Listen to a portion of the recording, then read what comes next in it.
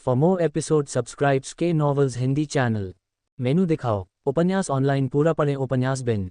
उपन्यास dragon monarch system अध्याय 531 नया गठबंधन सदस्य। गुणाप्रिय पाठकों, अधिक अध्यायों के अनुवाद में हमारी टीम की सहायता के लिए यहाँ दान करें। URL ड्रैगन मोनार्क सिस्टम 531 नया अलायंस सदस्य। पब फ्यूचर द्वारा विज्ञापन। अध्याय 531 नया गठबंधन सदस्य। नमस्ते आदित्य, काफी समय हो गया। लॉरा, पार्क फिर से देखने में अच्छा लगा। तुम कैसी हो?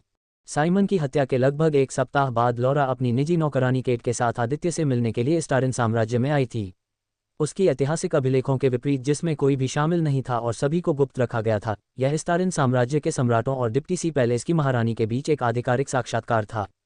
मुझे ही यह प्रश्न पूछना चाहिए। लॉरा ने दक्षिणी क्षेत्र में जो कुछ हुआ था उसके बारे में सुना था। उन्होंने जो सुना वह उनका सार्वजनिक संस्करण था। आदित्य ने अपराधी या संगठन के बारे में बहुत कुछ नहीं बताया। केवल शीर्ष अधिकारी, ड्यूक और वे लोग जिन पर आदित्य विश्वास करते थे, इस घटना के बारे में सब कुछ जानते थे। खैर, मैं क्या कह सकता हूँ, मेरे लिए चुनौतियाँ मुश्किल हो रही हैं। इस बीच वॉटसन ने उन्हें कुछ स्वादिष्ट चाय की दुकानें दीं। कृपया अपना आनंद लें। वॉटसन ने विदा लेने से पहले आदित्य की ओर सिर हिलाया। अब वह स्टारिन साम्राज्य का प्रधानमंत्री नहीं था, इसलिए यहाँ उसकी उपस्थिति की आवश्यकता नहीं थी। जब से वॉटसन ने पद छोड़ा है, वह राजनीति और साम्राज्य के मामलों से दूर जा रहे हैं और स्पेंसर को सब कुछ चयनित दे रहे हैं। चाय का प्याला अंकित किए हुए आदित्य ने एक घूंट लिया। तो लॉरा, तुम यहाँ क्यों आए हो, अगर बुरा न मानो तो? आदित्य ने पूछा। मुझे सतह पर आने में काफ़ी समय हो गया है। मैंने सब कुछ ठीक करने का निर्णय लिया है। इसके अलावा यहाँ दुनिया के लिए कुछ और कारण भी हैं। इसके अलावा जो कुछ हुआ उससे मुझे चिंता हो गई है इसलिए मैं तुमसे मिल रहा हूँ। लॉरा ने चाय का एक घोंट लिया। उसे लगा कि यह चाय बहुत स्वादिष्ट थी। यह अब तक की सबसे अच्छी चायों में से एक थी। यह एक आधिकारिक बैठक है, इसलिए आदित्य ने 500 सैनिकों के साथ एक गाड़ी का प्रबंध तंत्र लॉरा और केट को राजधानी तक पहुंचाया था। तोहफे साम्राज्य में सब कुछ कैसा चल रहा है? आदित्य के जाने से पहले उन्होंने गुप्त रूप से सभी पुराने रईसों का शिकार किया था जो लॉरा को मरवाना चाहते थे। ये पुराने रईस रोजगार की तरह थे। मूर्खों ने कानून प्रवर्तन से इनकार कर दिया और अपनी पुरानी विरासत पर अड़े रहे जो पूरे DPC पैलेस को अच्छे से अधिक नुकसान पहुंचा रही थी। पब फ्यूचर द्वारा विज्ञापन। तुम्हारे जाने के बाद मेरे खिलाफ कोई खड़ा नहीं हुआ। तुमने महारानी बनने के मेरे रास्ते की सबसे बड़ी बाधाओं को दूर कर दिया है। गहरे समुद्र के महल का शासक बनने के पहले चढ़ाई में ही मैंने सवाल उठाया, छोटी मोटी संभावनाओं से और तब से सब कुछ बहुत आसानी से चल रहा है। लॉरा ने एक और घोंट लेते हुए कहा। क्या ऐसा है? आदित्य को आश्चर्य हुआ कि लॉरा यहाँ क्यों थी। उन्हें महारानी बने कुल मिलाकर 4 महीने हो गए हैं। हालांकि डीप सी पैलेस स्टारिन साम्राज्य धीरे धीरे बड़ा नहीं था, लेकिन पूरे साम्राज्य को स्थिर करने और अपना काम पूरा करने में उसे 4 महीने से ज़्यादा लग गए। सिंहासन पर बैठने से पहले भी DPC पैलेस 6 महीने से अधिक समय तक बिना शासक के रहा था। आदित्य लुईस को मारने के बाद साम्राज्य के पास कोई राजा नहीं था, इसलिए प्रशासन का बहुत सारा काम पूरा होना बाकी था। उसने सोचा कि लुआरा को ये काम पूरा करने में बहुत ज़्यादा समय लगेगा। मुझे लगता है कि मैंने उसे कम आदा किया था, आदित्य ने मन ही मन सोचा। आदित्य, ऐसा लग रहा है कि तुम जीत की राह पर हो, है ना? अपने साम्राज्य को और अधिक सीखने के लिए बधाई, लॉरा ने कहा। उसकी आवाज़ में थोड़ी थोड़ी भावुकता थी। उनकी बातें सुनकर दंग रह गए आदित्य को अपनी दाहिनी आंख में झूला सी झिलमिलाहट महसूस हुई। उसका साम्राज्य, जो लगभग एक संपूर्ण महाद्वीप के आकार का था, एक खंड पहले ही गिर गया था। उस वृद्धि के साथ ही अतिरिक्त सामग्रियां और कभी खाली न होने वाले पदार्थों का एक हिमखंड भी आ गया था। हाँ लॉरा, क्योंकि मैं वास्तव में अधिक कागजी कार्रवाई और रातों की नींद हराम करने की बर्बादी कर रहा था। लेकिन कम से कम अब मेरे पास चिंता करने के लिए और अधिक जूम है, आदित्य ने जवाब दिया। अपनी आवाज़ में अनौपचारिक मनोरंजन झलक रही थी।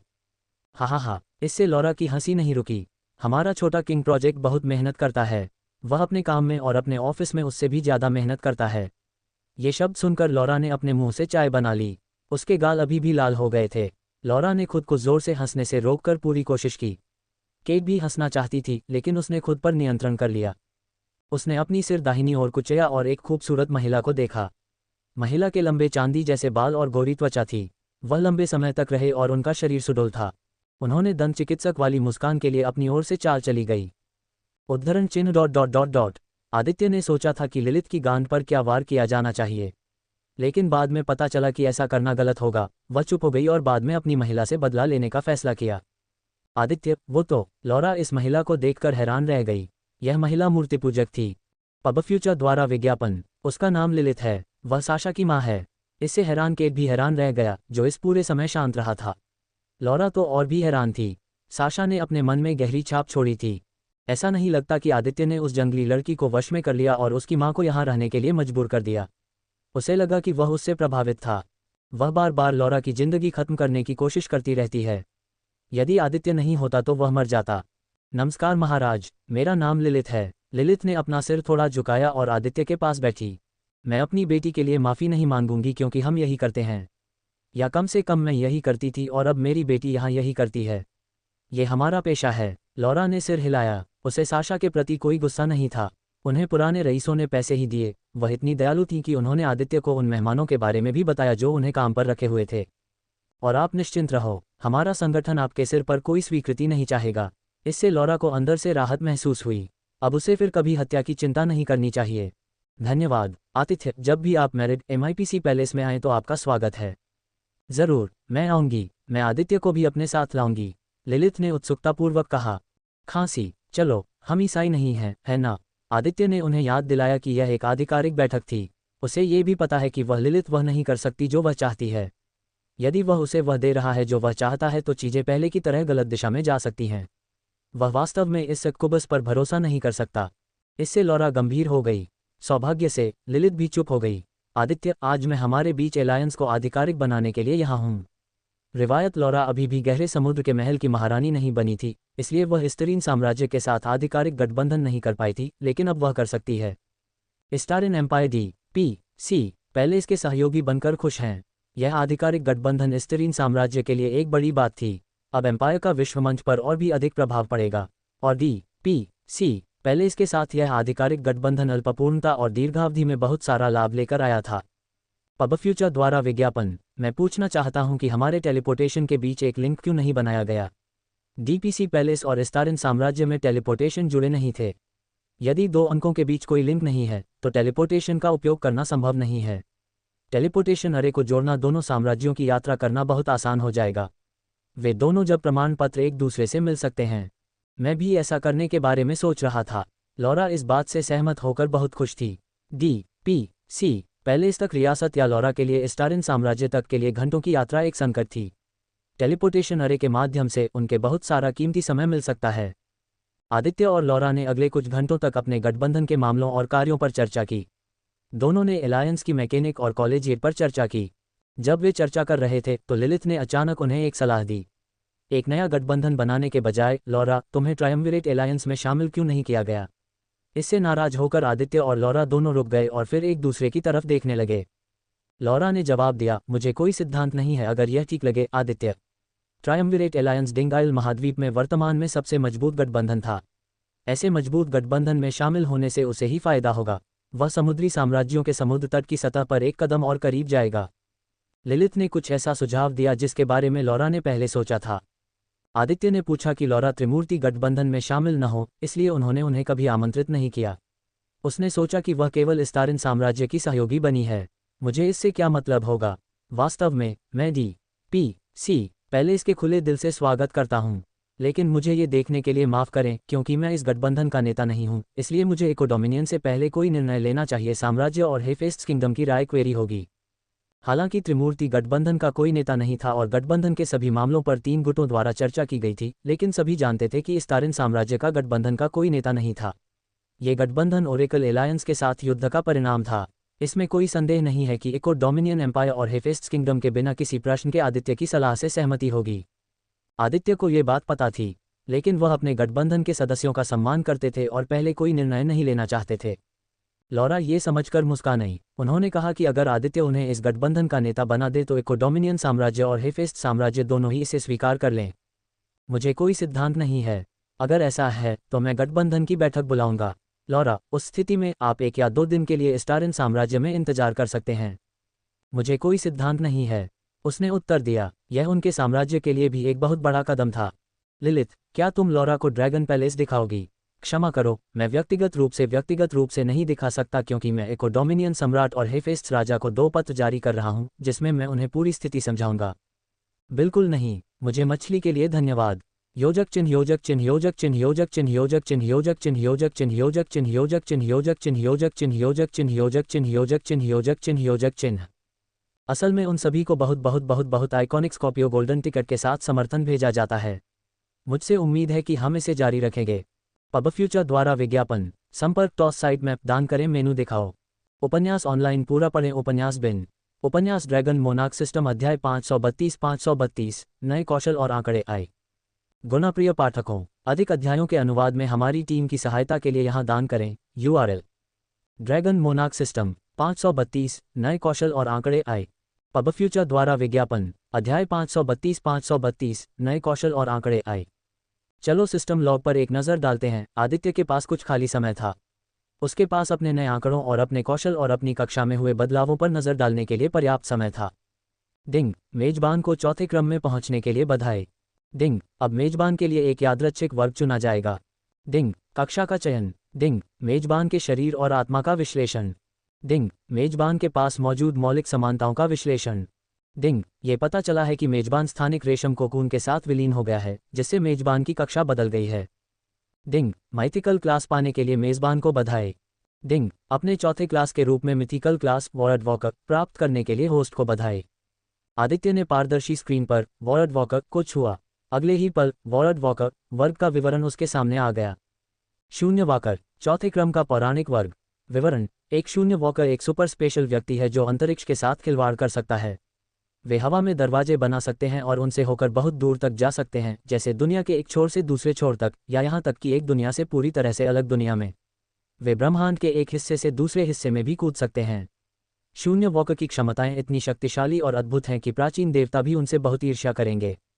शून्य वॉकर आकाश के राजा और रानी की तरह हैं। जब अंतरिक्ष से संबंधित किसी भी चीज़ की बात आती है तो वे बॉस होते हैं। एक शून्य वॉकर निश्चित रूप से कोई महान व्यक्ति बन सकता है और ऐसी चीज़ें कर सकता है जो कोई और नहीं कर सकता। एक शून्य वॉकर एक मास्टर कलाकार की तरह है, लेकिन पेंट के बजाय शून्य वॉकर अंतरिक्ष का ही उपयोग करता है। जवाब दें और रोमांचक जीतने का मौका पाएं। जवाब दें और रोमांचक जीतने का मौका पाएं। Reel stars. पब फ्यूचर द्वारा विज्ञापन। निष्क्रिय क्षमताएं। सिर्फ एक शून्य वॉकर बनकर आप तेज और अधिक चुस्त हो जाते हैं। आपकी चपलता 400 जोड़ से अधिक बढ़ जाती है। 1. ब्रह्मांडीय लचीलापन। आपका शरीर मजबूत हो जाता है और खुद को बहुत तेजी से ठीक कर सकता है, जिससे चोट पहुंचाना या मारना कठिन हो जाता है। 2. तार्कीय अंतर्ज्ञान। आप कभी कभी बिना बताए ही चीज़ें जान सकते हैं, जैसे लोगों के मन को पढ़ना या ऐसी चीज़ें जानना जो अभी तक नहीं हुई हैं। 3. Nebula harmony. आप अधिकांश समय सचमुच शांत महसूस करते हैं, जैसे कि आप अंतरिक्ष में तैर रहे हों, जो आपको स्पष्ट रूप से सोचने में मदद करता है, तब भी जब चीज़ें अजीब हो जाती हैं। 4. Black hole focus. एक बार जब आप कुछ करने का फैसला कर लेते हैं तो आपको विचलित करना लगभग असंभव है। आपका ध्यान एक ब्लैक होल की तरह है, इससे कुछ भी नहीं बच सकता। 5. आयामी आत्मीयता। आपका जादुई चीज़ों जैसे कलाकृतियों या मंत्रों के साथ एक विशेष बंधन है, और वे अधिकांश लोगों की तुलना में आपके लिए बेहतर काम करते हैं। 6. ताना दक्षता। अपनी अंतरिक्ष झुकने शक्तियों का उपयोग करने में जितनी ऊर्जा की आवश्यकता होती है, उससे कम ऊर्जा लगती है। 7. Galactic magnetism. लोग स्वाभाविक रूप से आपको पसंद करते हैं और आपकी मदद करना चाहते हैं, जैसे कि आपके पास अपना स्वयं का गुरुत्वाकर्षण खिंचाव है। कॉस्मिक रेजुलिएशन मेरे शरीर को मजबूत बनाएगा। ये वाकई एक अच्छी क्षमता है। आदित्य ने अपनी ठोड़ी को रगड़ते हुए सोचा। कॉस्मिक रेजुलिएशन के साथ आदित्य को पूरा भरोसा था कि वह किसी भी शीर्ष 5वें क्रम के साधक के हमलों का सामना कर सकता है। तार्कीय अंतर्ज्ञान और नेबुला हार्मोनी मुझे लड़ाई और आपातकालीन स्थितियों के दौरान बहुत मदद करेंगे। युद्ध के मैदान में धैर्य न खोना वास्तव में महत्वपूर्ण है। जब मैं काम कर रहा होता हूं तो ब्लैक होल फोकस वास्तव में मेरी मदद करेगा। इससे मेरी समग्र उत्पादकता बढ़ेगी। युद्ध के मैदान में भी ये कौशल आदित्य की बहुत मदद करेगा।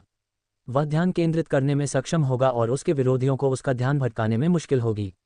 ये निष्क्रिय क्षमता उसे भ्रम के हमलों के खिलाफ प्रतिरोध भी प्रदान करती है। जादुई चीज़ों के साथ विशेष बंधन होने का क्या मतलब है? आदित्य को समझ में नहीं आया कि आयामी आत्मीयता किस प्रकार की निष्क्रिय क्षमता थी। Galactic magnetism. क्या मुझे वाकई इस निष्क्रिय क्षमता की ज़रूरत थी?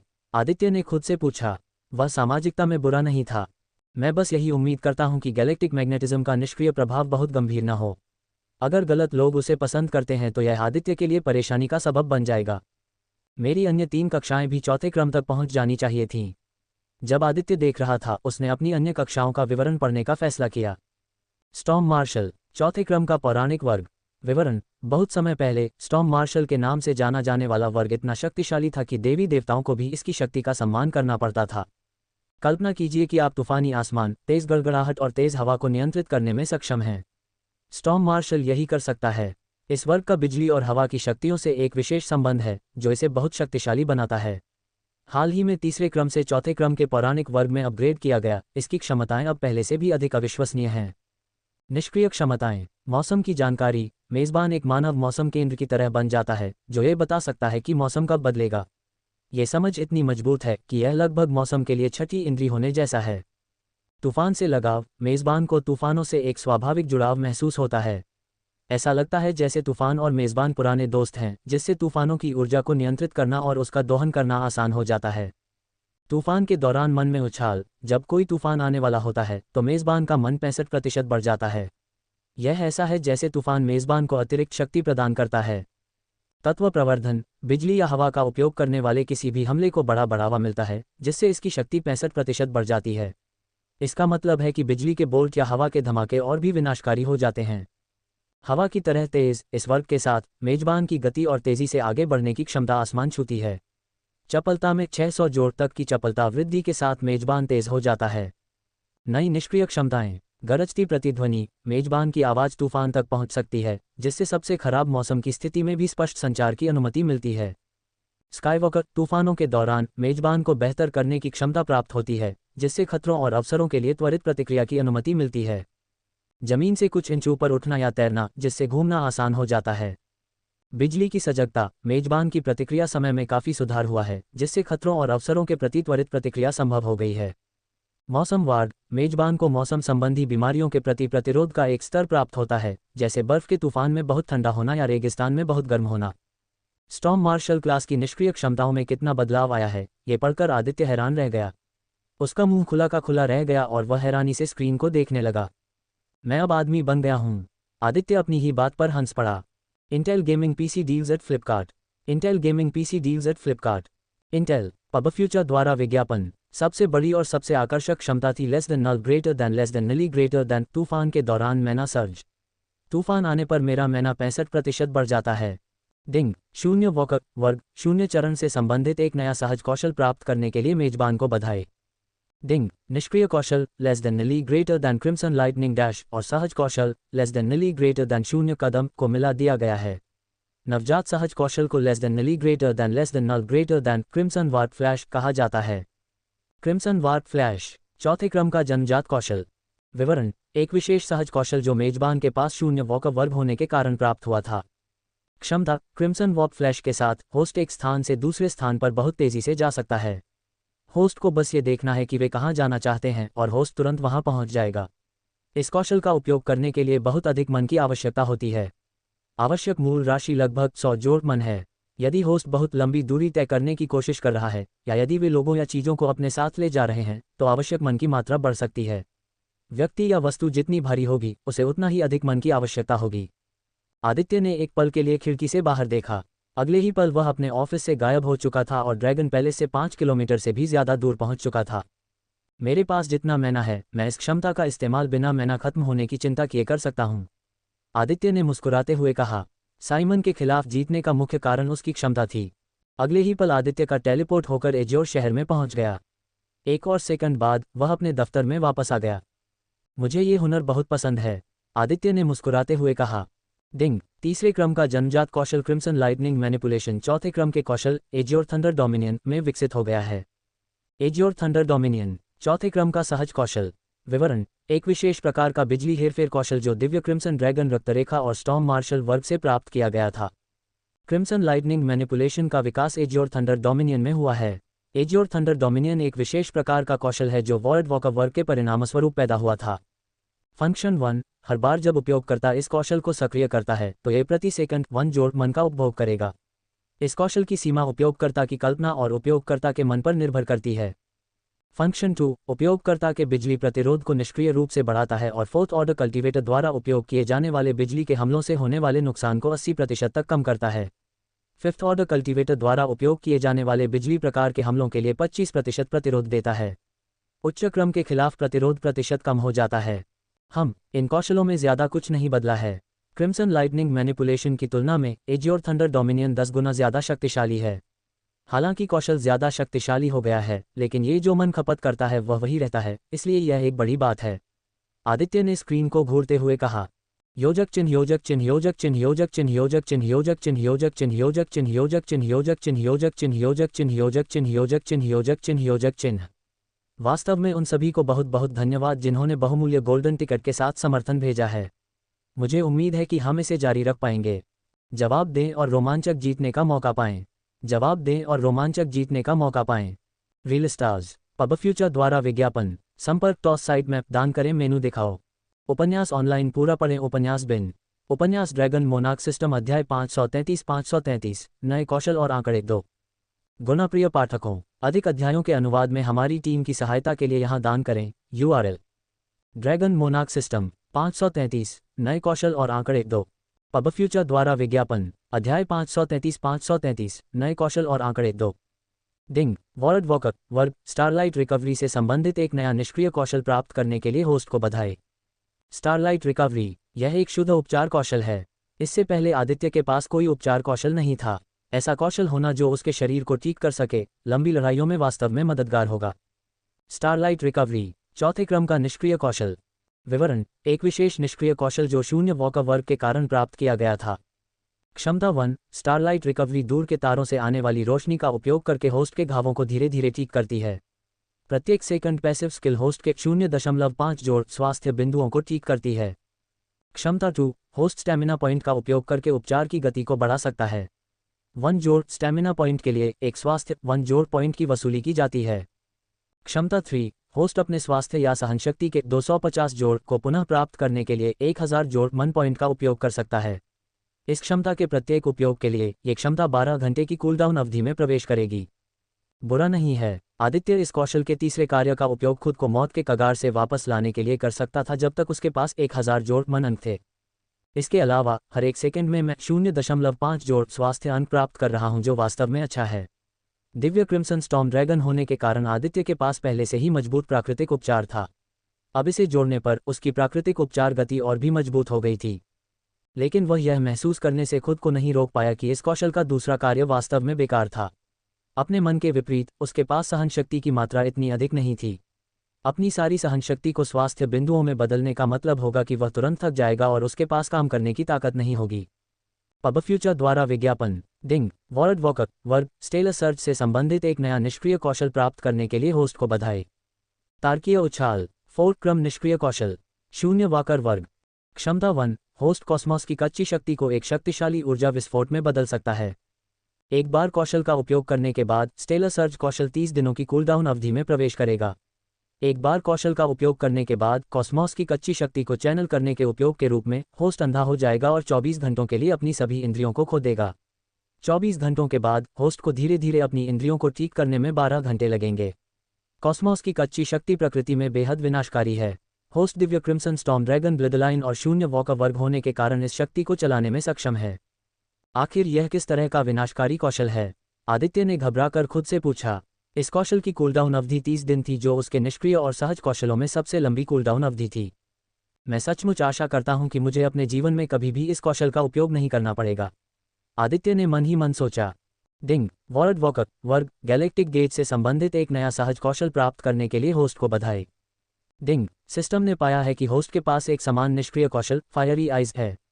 दोनों कौशल गैलेक्टिक गेज और फायरी आइज को एक कौशल में मिला दिया जाएगा। इननेट कौशल का नाम स्टेलर इन्फर्नोसाइट होगा। तारकीय नरक दृष्टि चौथे क्रम का जन्मजात कौशल। विवरण यह असाधारण कौशल 3 अलग अलग शक्तियों के सम्मिलन से पैदा हुआ था, वॉर डांसर, रून सम्राट और crimson heavenly dragon. Luna vision और फायरी विजन से विकसित होकर जब होस्ट ने वॉर्ड वॉकर क्लास हासिल की तो इसने गहराई की एक अतिरिक्त परत प्राप्त की। गैलेक्टिक गेज कौशल को फायरी आइज के साथ मिलाकर जो अब स्टेलर इन्फर्नोसाइट के रूप में जाना जाता है उसे बनाया। ये कौशल केवल एक निष्क्रिय कौशल से आगे बढ़कर होस्ट के अधिक सहज भाग में बदल गया है। क्षमताएं डार्क साइड स्टेलर इन्फर्नोसाइट के साथ होस्ट को पूरे अंधेरे में देखने की क्षमता प्राप्त होती है, जैसे कि दिन का समय हो। ये क्षमता सुनिश्चित करती है कि अंधेरा कभी बाधा न बने। डार्क साइड हमेशा निष्क्रिय रूप से सक्रिय रहती है। होस्ट को डार्क साइड का उपयोग करने के लिए किसी भी मैना की आवश्यकता नहीं होती है। कमजोर स्थान खोजक ये कौशल मेजबान को उस प्रतिद्वंद्वी की कमजोरियों को इंगित करने की अनुमति देता है जिसका शक्ति स्तर उनके ऊपर एक आदेश है। कमजोर स्थान खोजक को जब भी मेजबान चाहे निष्क्रिय रूप से सक्रिय किया जा सकता है, बिना किसी भी मन का उपयोग किए। सत्यबोध इस कौशल का उपयोग करते समय मेजबान तुरंत बता सकता है कि कोई झूठ बोल रहा है या नहीं। मेजबान के दिल में एक भावना संकेत देगी कि कोई धोखेबाज हो रहा है। सत्य बोध का उपयोग करते समय कौशल को सक्रिय रखने के लिए प्रति सेकंड 100 जोड़ मन खर्च होगा। मानसिक किला स्टेलर इन्फर्नोसाइड मेजबान को उन दुश्मनों द्वारा डाले गए मन नियंत्रण मंत्रों और भ्रमों के खिलाफ पूर्ण ढाल प्रदान करता है जिनकी शक्ति मेजबान से एक क्रम अधिक है। हालांकि ये प्रतिरोध कमजोर हो जाता है यदि दुश्मन काफी अधिक शक्तिशाली है। लॉन्ग रेंज साइट ये क्षमता मेजबान की दृष्टि को अविश्वसनीय दूरी तक बढ़ाती है। मेजबान 20 किलोमीटर दूर तक स्पष्ट रूप से देख सकता है। हर 24 घंटे में लॉन्ग रेंज साइट का उपयोग 10 बार तक सीमित है। इस कौशल का उपयोग करने पर हर बार 100 जोड़ मैना परस्यूस खर्च होगा। अब मुझे 5वें क्रम के साधकों द्वारा भ्रम में डाले जाने की चिंता नहीं करनी पड़ेगी। वेस्पेरा ने उसके साथ लगभग 4 महीने पहले जो किया था उसकी यादें अभी भी उसके दिमाग में ताज़ा और बहुत स्पष्ट थीं। वह खुश था कि अब उसके पास भ्रम के खिलाफ प्रतिरोध था। अगर मैं अपने क्रिमेंस ब्रा फ्लैश के साथ बिना किसी सीमा के लंबी दूरी की दृष्टि का उपयोग कर सकता हूं तो ये बहुत अधिक शक्तिशाली होगा। आदित्य मुस्कुराया। वह माइक्रोसेकंड में 20 किलोमीटर दूर टेलीपोर्ट करने में सक्षम होगा, लेकिन ये समय अपने आप में एक अत्यधिक शक्तिशाली क्षमता है। वह अपने दुश्मनों का पीछा कर सकता है। डिंग वॉर्ड वॉकर वर्ग डायमेंशनल रिफ्ट से संबंधित एक नया निष्क्रिय कौशल प्राप्त करने के लिए होस्ट को बधाई। आयामी दरार 4 क्रम निष्क्रिय कौशल विवरण एक विशेष निष्क्रिय कौशल जो 0 वॉकर वर्ग के कारण प्राप्त किया गया था। क्षमता 1 डायमेंशनल रिफ्ट होस्ट को दुनिया में किसी यादृच्छिक स्थान पर एक पोर्टल खोलने देता है। डायमेंशनल रिफ्ट खोलने के लिए किसी भी मैना की आवश्यकता नहीं होती है। डायमेंशनल रिफ्ट का उपयोग हर 15 दिन में एक बार किया जा सकता है। बुरा नहीं है, अगर कुछ गलत हो जाए तो मैं इस कौशल का इस्तेमाल करके बच सकता हूँ। इस कौशल के अपने उपयोग थे, लेकिन नियमित रूप से वह इस कौशल का बहुत ज़्यादा इस्तेमाल नहीं कर पाएगा। पब फ्यूचर द्वारा विज्ञापन डिंग होस्ट को नए कौशल और एक नया पौराणिक वर्ग प्राप्त होने के कारण होस्ट की पहली पौराणिक कक्षा को सिस्टम द्वारा संशोधित किया गया है। मेरी पहली कक्षा में वास्तव में क्या बदलाव किया गया है, या अब मेरी कक्षा में कितना बदलाव आया है? आदित्य ने खुद से पूछा। युद्ध नर्तक 4थे क्रम का पौराणिक वर्ग विवरण वॉर डांसर सिर्फ योद्धा नहीं है, वे युद्ध के मैदान के उस्ताद हैं जो युद्ध की अराजकता के बीच एक घातक नृत्य करते हैं। सटीक चाल और तेज गति के साथ वे हर लड़ाई को एक कोरियोग्राफ तमाशे में बदल देते हैं। युद्ध में उनकी महारत एक कला की तरह है जिससे वे दुश्मनों और सहयोगियों दोनों के बीच समान रूप से भयभीत और सम्मानित होते हैं। वॉर डांसर वर्ग को अब वॉर्ड वॉकर वर्ग द्वारा संशोधित किया गया है जिससे इसमें और भी अधिक असाधारण क्षमताएं जुड़ गई हैं। निष्क्रिय क्षमताएं बैटल ग्रेस युद्ध नर्तक युद्ध के मैदान में बेजोड़ शान से चलता है जिससे उसकी चाल का अनुमान लगाना मुश्किल हो जाता है। इससे मेजबान को बचने की दर में वृद्धि मिलती है। युद्ध की लय मेजबान के हमले एक लयबद्ध अनुक्रम में प्रवाहित होते हैं जिससे निर्बाध कॉम्बो की अनुमति मिलती है जो समय के साथ बढ़ी हुई क्षति का सामना करते हैं। तेज कदम मेजबान की गति 15% बढ़ जाती है जिससे त्वरित चकमा और तेजी से आगे बढ़ना दूसरी प्रकृति बन जाती है। वीरता का हृदय मेजबान को भय आधारित मंत्रों और क्षमताओं के प्रति अधिक प्रतिरोध प्राप्त होता है तथा वह वहां अडिग रहता है जहां अन्य लोग लड़खड़ा सकते हैं। तत्वों का सामंजस्य मेजबान को तात्विक कौशल के साथ बढ़ी हुई आत्मीयता प्राप्त होती है जिससे उनके तात्विक हमले अधिक शक्तिशाली हो जाते हैं। 0 स्पर्श चपलता 0 वाकर वर्ग के प्रभाव के कारण मेजबान अब छोटी दूरी के माध्यम से तुरंत आगे बढ़ सकता है जैसे कि पोर्टल के माध्यम से कदम रख रहा हो। मैं वाकई उम्मीद करता हूं कि भविष्य में कोई और युद्ध नहीं होगा। इस दुनिया में आने के बाद से मैं पहले ही बहुत सारे युद्ध लड़ चुका हूं। मैं अब तक 4 युद्ध लड़ चुका हूं। हर युद्ध के साथ आने वाले कागजी कामों की तो बात ही छोड़िए। लेकिन इसका मतलब यह नहीं था कि अब से आदित्य की विदेश नीतियां युद्ध से बचने के लिए नर्म हो जाएंगी। अगर विरोधी या दूसरा पक्ष युद्ध चाहता है तो जरूर करें। आदित्य किसी से नहीं डरता। इससे पहले कि उसे अपना अगला कदम सावधानी से उठाने की जरूरत थी क्योंकि उसकी राजनीतिक और उसके साम्राज्य की शक्तियां सीमित थीं। और अगर वे सावधान नहीं रहे तो वे पराजित हो जाएंगे और मारे जाएंगे। अगर इको नेक्सस साम्राज्य या ऑरेकल एलायंस ने उन पर तब हमला किया होता जब स्टारिन साम्राज्य ने जुल्क्स राजवंश के खिलाफ जीत हासिल की थी तो आदित्य के लिए इतनी दूर तक पहुंच पाना संभव नहीं था। पहले आदित्य अपनी राजनीतिक सूझबूझ और ज्ञान पर निर्भर रहता था, लेकिन अब उसे ऐसा करने की जरूरत नहीं थी। उसके पास ताकत थी। जब तक वह चाहे वह 6 महाद्वीपों में से किसी भी साम्राज्य को नष्ट कर सकता था। योजक चिन्ह योजक चिन्ह योजक चिन्ह योजक चिन्ह योजक चिन्ह योजक चिन्ह योजक चिन्ह योजक चिन्ह योजक चिन्ह योजक चिन्ह योजक चिन्ह योजक चिन्ह योजक चिन्ह योजक चिन्ह योजक चिन्ह योजक चिन्ह। वास्तव में उन सभी को बहुत बहुत धन्यवाद जिन्होंने बहुमूल्य गोल्डन टिकट के साथ समर्थन भेजा है। मुझे उम्मीद है कि हम इसे जारी रख पाएंगे। आमतौर पर मुझे एक अध्याय लिखने में इतना समय नहीं लगता, लेकिन आज मुझे इस अध्याय को पूरा करने में लगभग 3 घंटे लग गए। प्रत्येक नए कौशल के लिए विवरण लिखना बिल्कुल भी आसान नहीं है। मुझे बहुत खुशी होगी अगर हमें कम से कम 50 गोल्डन टिकट मिल जाएं। पब फ्यूचर द्वारा विज्ञापन संपर्क टॉस साइट मैप दान करें। मेनू दिखाओ। उपन्यास ऑनलाइन पूरा पढ़ें। उपन्यास बिन। उपन्यास ड्रैगन मोनार्क सिस्टम अध्याय 534 नए कौशल और आंकड़े 3। गुणप्रिय पाठकों, अधिक अध्यायों के अनुवाद में हमारी टीम की सहायता के लिए यहाँ दान करें। URL ड्रैगन मोनार्क सिस्टम 534 नए कौशल और आंकड़े 3। एड्स बाय पब फ्यूचर अध्याय 534 नए कौशल और आंकड़े 3। डिंग तीसरे क्रम का जन्मजात कौशल क्रिम्सन ब्लेज चौथे क्रम के कौशल स्कारलेट इन्फर्नो में विकसित हो गया है। स्कारलेट इन्फर्नो चौथे क्रम का जन्मजात कौशल। विवरण फायरी ब्लेज से विकसित होकर क्रिम्सन ब्लेज तक आगे बढ़ते हुए और अंत में स्कारलेट इन्फर्नो के रूप में शिखर पर पहुंचते हुए ये कौशल मेजबान को आग पर अद्वितीय महारत प्रदान करता है। स्कारलेट इन्फर्नो कोई साधारण ज्वाला नहीं है, इसे दुनिया में मौजूद सबसे शक्तिशाली और विनाशकारी आग में गिना जाता है। क्षमताएं 1 मैना फनेस जब भी होस्ट इस कौशल को सक्रिय करता है तो ये प्रति सेकंड 1 जोड़ की दर से मैना का उपभोग करना शुरू कर देता है। आग की ताकत और दायरा केवल होस्ट की रचनात्मकता और उनके द्वारा चैनल किए जा सकने वाले मैना की मात्रा तक ही सीमित है। 2 इन्फर्नल वार्ड ये कौशल मेजबान को पर्याप्त रक्षात्मक क्षमताएं प्रदान करता है। किसी भी दुश्मन से आग आधारित हमले का प्रभाव 50% कम हो जाता है। उन दुश्मनों के लिए जो खेती के चौथे क्रम पर या उससे नीचे हैं, उनके आग के हमले मेजबान के खिलाफ लगभग अप्रभावी हो जाते हैं। 3 ज्वाला प्रवर्धन जब मेजबान अग्नि आधारित हमलों का उपयोग करता है तो उनकी शक्ति 40% बढ़ जाती है, विशेष रूप से 5वें क्रम या उससे कम के प्राणियों या साधकों के खिलाफ प्रभावी। 4 ज्वाला जीभ मेजबान को अग्नि आधारित तात्विक प्राणियों को समझने और उनके साथ संवाद करने की क्षमता प्राप्त होती है, जिससे गठबंधन के लिए रास्ते खुलते हैं या अग्नि हेरफेर के बारे में अतिरिक्त ज्ञान प्राप्त होता है। 5 पिघला हुआ कोर जैसे जैसे मेजबान की आग की समझ गहरी होती जाती है, वे अस्थायी रूप से अपने स्कारलेट इन्फर्नो को पिघले हुए लावा में बदल सकते हैं, जिससे उन्हें न केवल लपटों को नियंत्रित करने की क्षमता मिलती है बल्कि उनके तलीकृत रूप को भी नियंत्रित करने की क्षमता मिलती है। बुरा नहीं है। आदित्य स्कारलेट इन्फर्नो का वर्णन पढ़कर संतुष्ट हुआ। तत्काल सीखना और अनुकूलन एक ऐसा कौशल है जिसे सिस्टम द्वारा अपग्रेड नहीं किया जाएगा, भले ही मैं किसी नए क्रम पर पहुंच जाऊं। ये कुछ हद तक समझ में आता है क्योंकि यह कौशल पहले से ही बहुत शक्तिशाली है और मुझे मूल रूप से कुछ भी याद रखने की अनुमति देता है जो मैं देखता हूं, सुनता हूं या पढ़ता हूं। इस कौशल का उपयोग करके मैं बहुत तेजी से कौशल सीख सकता हूं। यह एक तरह से प्रतिभाशाली व्यक्ति बनाता है। आदित्य खुद को हंसने से रोक नहीं सका। एड्स बाय पब फ्यूचर यही बात ड्रैगन ट्रांसफॉर्मेशन के साथ भी सच है। ये कौशल किसी भी क्रम में नहीं आता है। इसका मतलब है कि ड्रैगन ट्रांसफॉर्मेशन का विवरण तब तक वही रहेगा जब तक कि मेरा ब्लड लाइन फिर से विकसित न हो जाए, जो कि होने वाला नहीं है क्योंकि मेरा ब्लड लाइन पहले ही चरम पर पहुंच चुका है। डिंग सहज कौशल हथियार ग्रैंडमास्टर को उन्नत किया गया है। हथियार ग्रैंडमास्टर चौथे क्रम का जन्मजात कौशल। विवरण एक शक्तिशाली जन्मजात कौशल केवल उन लोगों को दिया जाता है जिनके पास युद्धनर्तक वर्ग है। क्षमता 1 ये कौशल उपयोगकर्ता को उपयोगकर्ता द्वारा रखे गए किसी भी हथियार पर ज्ञान और तत्काल महारत देता है। हथियार महारत किसी भी हथियार की शक्ति को 30% तक बढ़ा देती है। क्षमता 2 अगर प्रतिद्वंद्वी मेजबान के समान क्रम में है तो मेजबान को चकमा देने या महत्वपूर्ण हमला करने का 90% मौका देता है। प्रतिद्वंद्वी के स्तर के आधार पर प्रतिशत बढ़ या घट सकता है। आदित्य ने देखा कि भले ही इस कौशल को अपग्रेड किया गया था, लेकिन कौशल का नाम नहीं बदला था।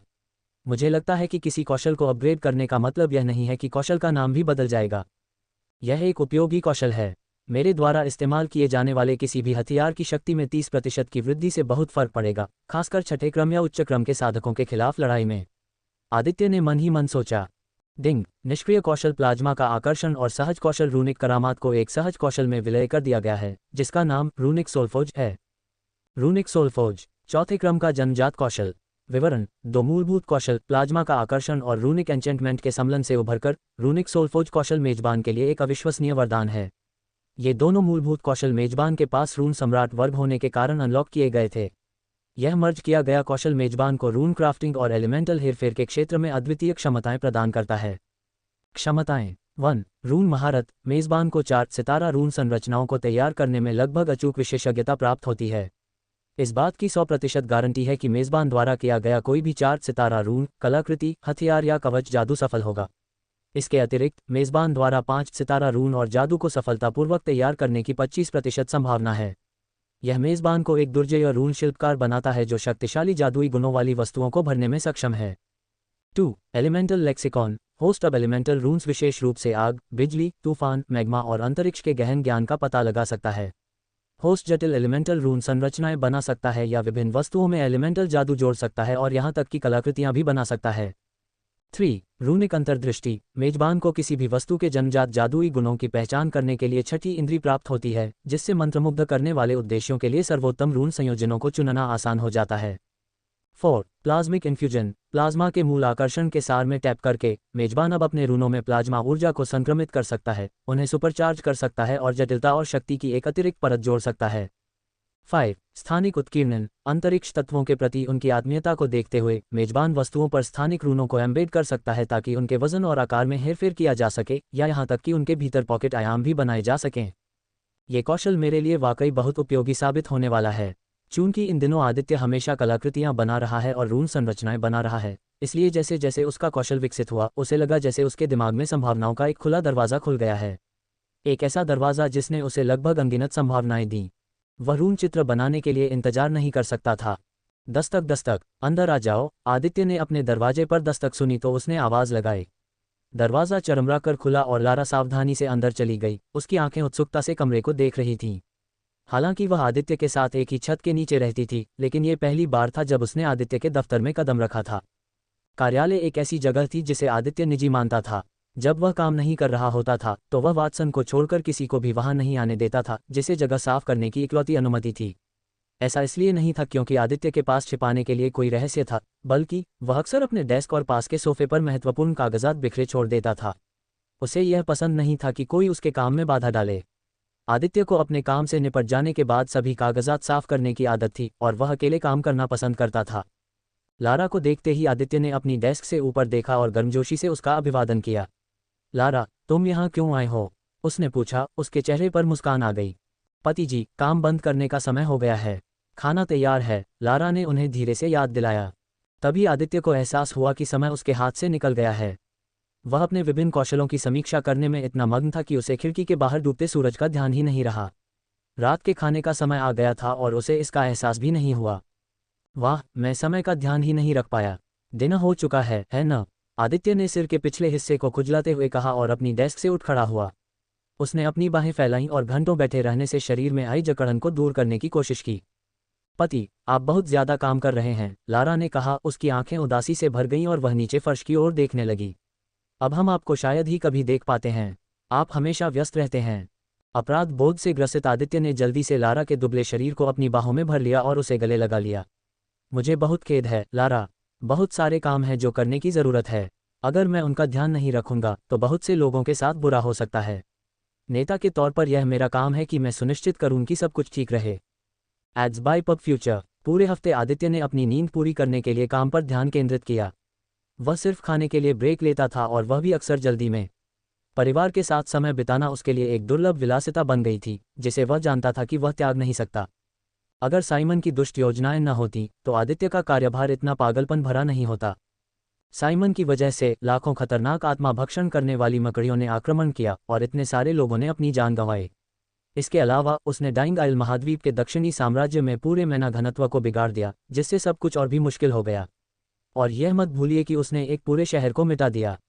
इन सब बातों ने आदित्य को अपने साम्राज्य के सभी शहरों के लिए सुरक्षा उपाय बढ़ाने के लिए मजबूर किया। वह नहीं चाहता था कि ऐसा कुछ फिर से हो। तो अब वह काम में डूबा हुआ था और नतीजों से निपट रहा था। नेता के रूप में सेना को मजबूत बनाना और साम्राज्य में सभी को सुरक्षित रखना उसका काम था। लारा की चिंता कम करने की कोशिश करते हुए आदित्य ने उसकी आंखों में देखा। कोई बात नहीं, वह उसके साथ ज्यादा समय बिताने के लिए उत्सुक थी। चलो चलें। लारा का हाथ पकड़कर दोनों भोजन कक्ष की ओर चल दिए। तुम्हें पता है, मैं ये सारा काम लगभग पूरा कर चुका हूँ। कल मुझे हमारे उन दोस्तों से बात करनी है जो हमारी मदद करते हैं, हमारे सहयोगी हैं। लेकिन एक बार जब ये खत्म हो जाएगा तो मैं लगभग मुक्त हो जाऊंगा। मुस्कुराते हुए वह झुक गया और उसके दोनों गालों पर एक एक चुंबन दिया। लारा का चेहरा खुशी से चमक उठा। ये स्पष्ट संकेत था कि वह उसके साथ और अधिक समय बिताने के लिए उत्सुक थी। चलो चलें। लारा का हाथ पकड़कर दोनों भोजन कक्ष की ओर चल दिए। आदित्य सबसे पहले नहीं आया था। दूसरे लोग पहले से ही वहां बैठे थे और इंतजार कर रहे थे। लेकिन आज का दिन किसी और दिन जैसा नहीं था। उनके पास एक दूसरे साम्राज्य डीप सी पैलेस एम्पायर से एक बहुत ही खास मेहमान आया था। उस जगह की प्रभारी महिला महारानी लौरा मिलने आई थी। और वह अकेली नहीं आई थी, उनकी नौकरानी केट भी उनके साथ थी। लिलिथ ने परिचय कराने में पहल की। सभी, मैं चाहती हूं कि आप लौरा से मिलें। वह डीप सी पैलेस एम्पायर की बड़ी बॉस है, उसने कहा और कमरे में मौजूद सभी लोगों से लौरा का परिचय सुनिश्चित किया। कुछ लोग पहले ही लॉरा से मिल चुके थे। उदाहरण के लिए जूलिया उससे बहुत पहले मिल चुकी थी। जब आदित्य और जूलिया अपनी डेट का आनंद ले रहे थे तब लॉरा ने उन्हें बीच में रोक दिया। एलिसिया ने एक बार उसे देखा जब वह एक लंबे थकाऊ दिन के बाद घर वापस आए, लेकिन रिया और कुछ अन्य लोगों के लिए ये लॉरा को देखने का उनका पहला मौका था। लॉरा को देखकर जो सबसे ज्यादा हैरान दिखी वह कोई और नहीं बल्कि साशा थी। उसकी आंखें चौड़ी हो गईं और एक पल के लिए तो वह लगभग अवाक सी लग रही थी। तो आप साशा हैं, आप ऐसी दिखती हैं, लॉरा ने कहा। उसका चेहरा स्वागत भरी मुस्कान से चमक उठा। आपसे मिलकर बहुत खुशी हुई, लॉरा ने मुस्कुराते हुए कहा। हालांकि साशा सिर्फ थोड़ी असहज ही नहीं दिख रही थी, वह वास्तव में दोषी लग रही थी। कुछ महीने पहले ही वह लॉरा को मारने की कोशिश करने के मिशन पर थी, और वह ऐसा कर भी सकती थी अगर आदित्य उसे रोकने के लिए आगे न आता। साशा ने कभी नहीं सोचा था कि वह लॉरा से फिर से आमने सामने होगी। जब उसने लॉरा की जान लेने की कोशिश की थी तब उसने भेष बदला हुआ था। तनाव को महसूस करते हुए साशा ने किसी तरह जवाब दिया।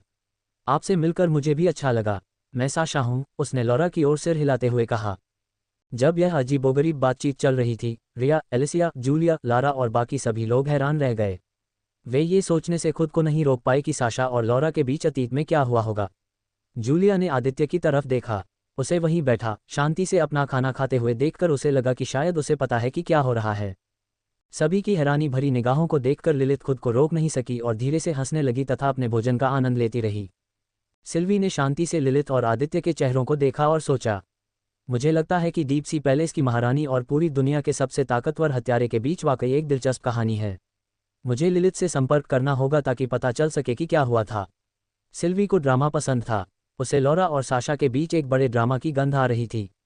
आर्या भी विचारशील दिख रही थी, जबकि स्पेंसर ने स्थिति को पूरी तरह से नज़रअंदाज कर दिया और अपने खाने पर ध्यान केंद्रित किया। उसे कोई दिलचस्पी नहीं थी, वह जल्दी से खाना खत्म करना चाहता था और अपनी प्रेमिका आर्या के साथ समय बिताना चाहता था। जहां तक लियो और क्लारा का प्रश्न है, वे दोनों ही अनभिज्ञ थे। योजक चिन्ह योजक चिन्ह योजक चिन्ह योजक चिन्ह योजक चिन्ह योजक चिन्ह योजक चिन्ह योजक चिन्ह योजक चिन्ह योजक चिन्ह योजक चिन्ह योजक चिन्ह योजक चिन्ह योजक चिन्ह योजक चिन्ह योजक चिन्ह। वास्तव में उन सभी को बहुत बहुत धन्यवाद जिन्होंने बहुमूल्य गोल्डन टिकट के साथ समर्थन भेजा है। मुझे उम्मीद है कि हम इसे जारी रख पाएंगे। एड्स बाय पब फ्यूचर, संपर्क टॉस साइड मैप दान करें। मेनू दिखाओ, उपन्यास ऑनलाइन पूरा पढ़ें। उपन्यास बिन, उपन्यास ड्रैगन मोनार्क सिस्टम अध्याय 535 मुख्य महाद्वीप पर जाने के बारे में विचार।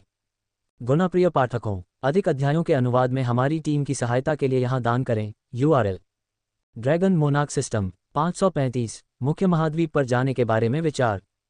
पब फ्यूचर द्वारा विज्ञापन अध्याय 535 मुख्य महाद्वीप पर जाने के बारे में विचार। जैसे ही दिन खत्म हुआ, लियो और क्लारा किताबें पढ़ने के लिए अपने कमरे में चले गए। उन्हें कुछ पढ़ाई करनी थी। इस बीच परिवार के बाकी सदस्य और उनके मेहमान आरामदेह लिविंग रूम में बैठ गए। हवा में उत्सुकता भरी हुई थी और सिल्वी अब खुद को रोक नहीं पाए। उसने आखिरकार वह सवाल पूछ ही लिया जो सबके दिमाग में था, क्या लॉरा और साशा पहले भी एक दूसरे से मिल चुके हैं? आदित्य ने अपने शब्दों को सावधानी से चुना, वह भावुक विवरणों में नहीं जाना चाहता था। ठीक है, चलो बस इतना ही कहते हैं कि साशा और लॉरा पहले बिल्कुल दोस्त नहीं थे। गलतफहमी के कारण उनके बीच कुछ समस्याएं थीं, उसने जानबूझकर इसे स्पष्ट रखते हुए समझाया। वह जानता था कि साशा अतीत को फिर से याद करने के लिए बहुत उत्सुक नहीं होगी, उसे अपने किए पर गर्व नहीं था। आदित्य के सावधान शब्दों को समझते हुए साशा ने उसे धन्यवाद देते हुए सिर हिलाया। वह आभारी थी कि उसने राज नहीं खोला। समूह के बाकी लोगों ने इस मौन आदान प्रदान को समझ लिया और इस विषय को छोड़ देने का फैसला किया।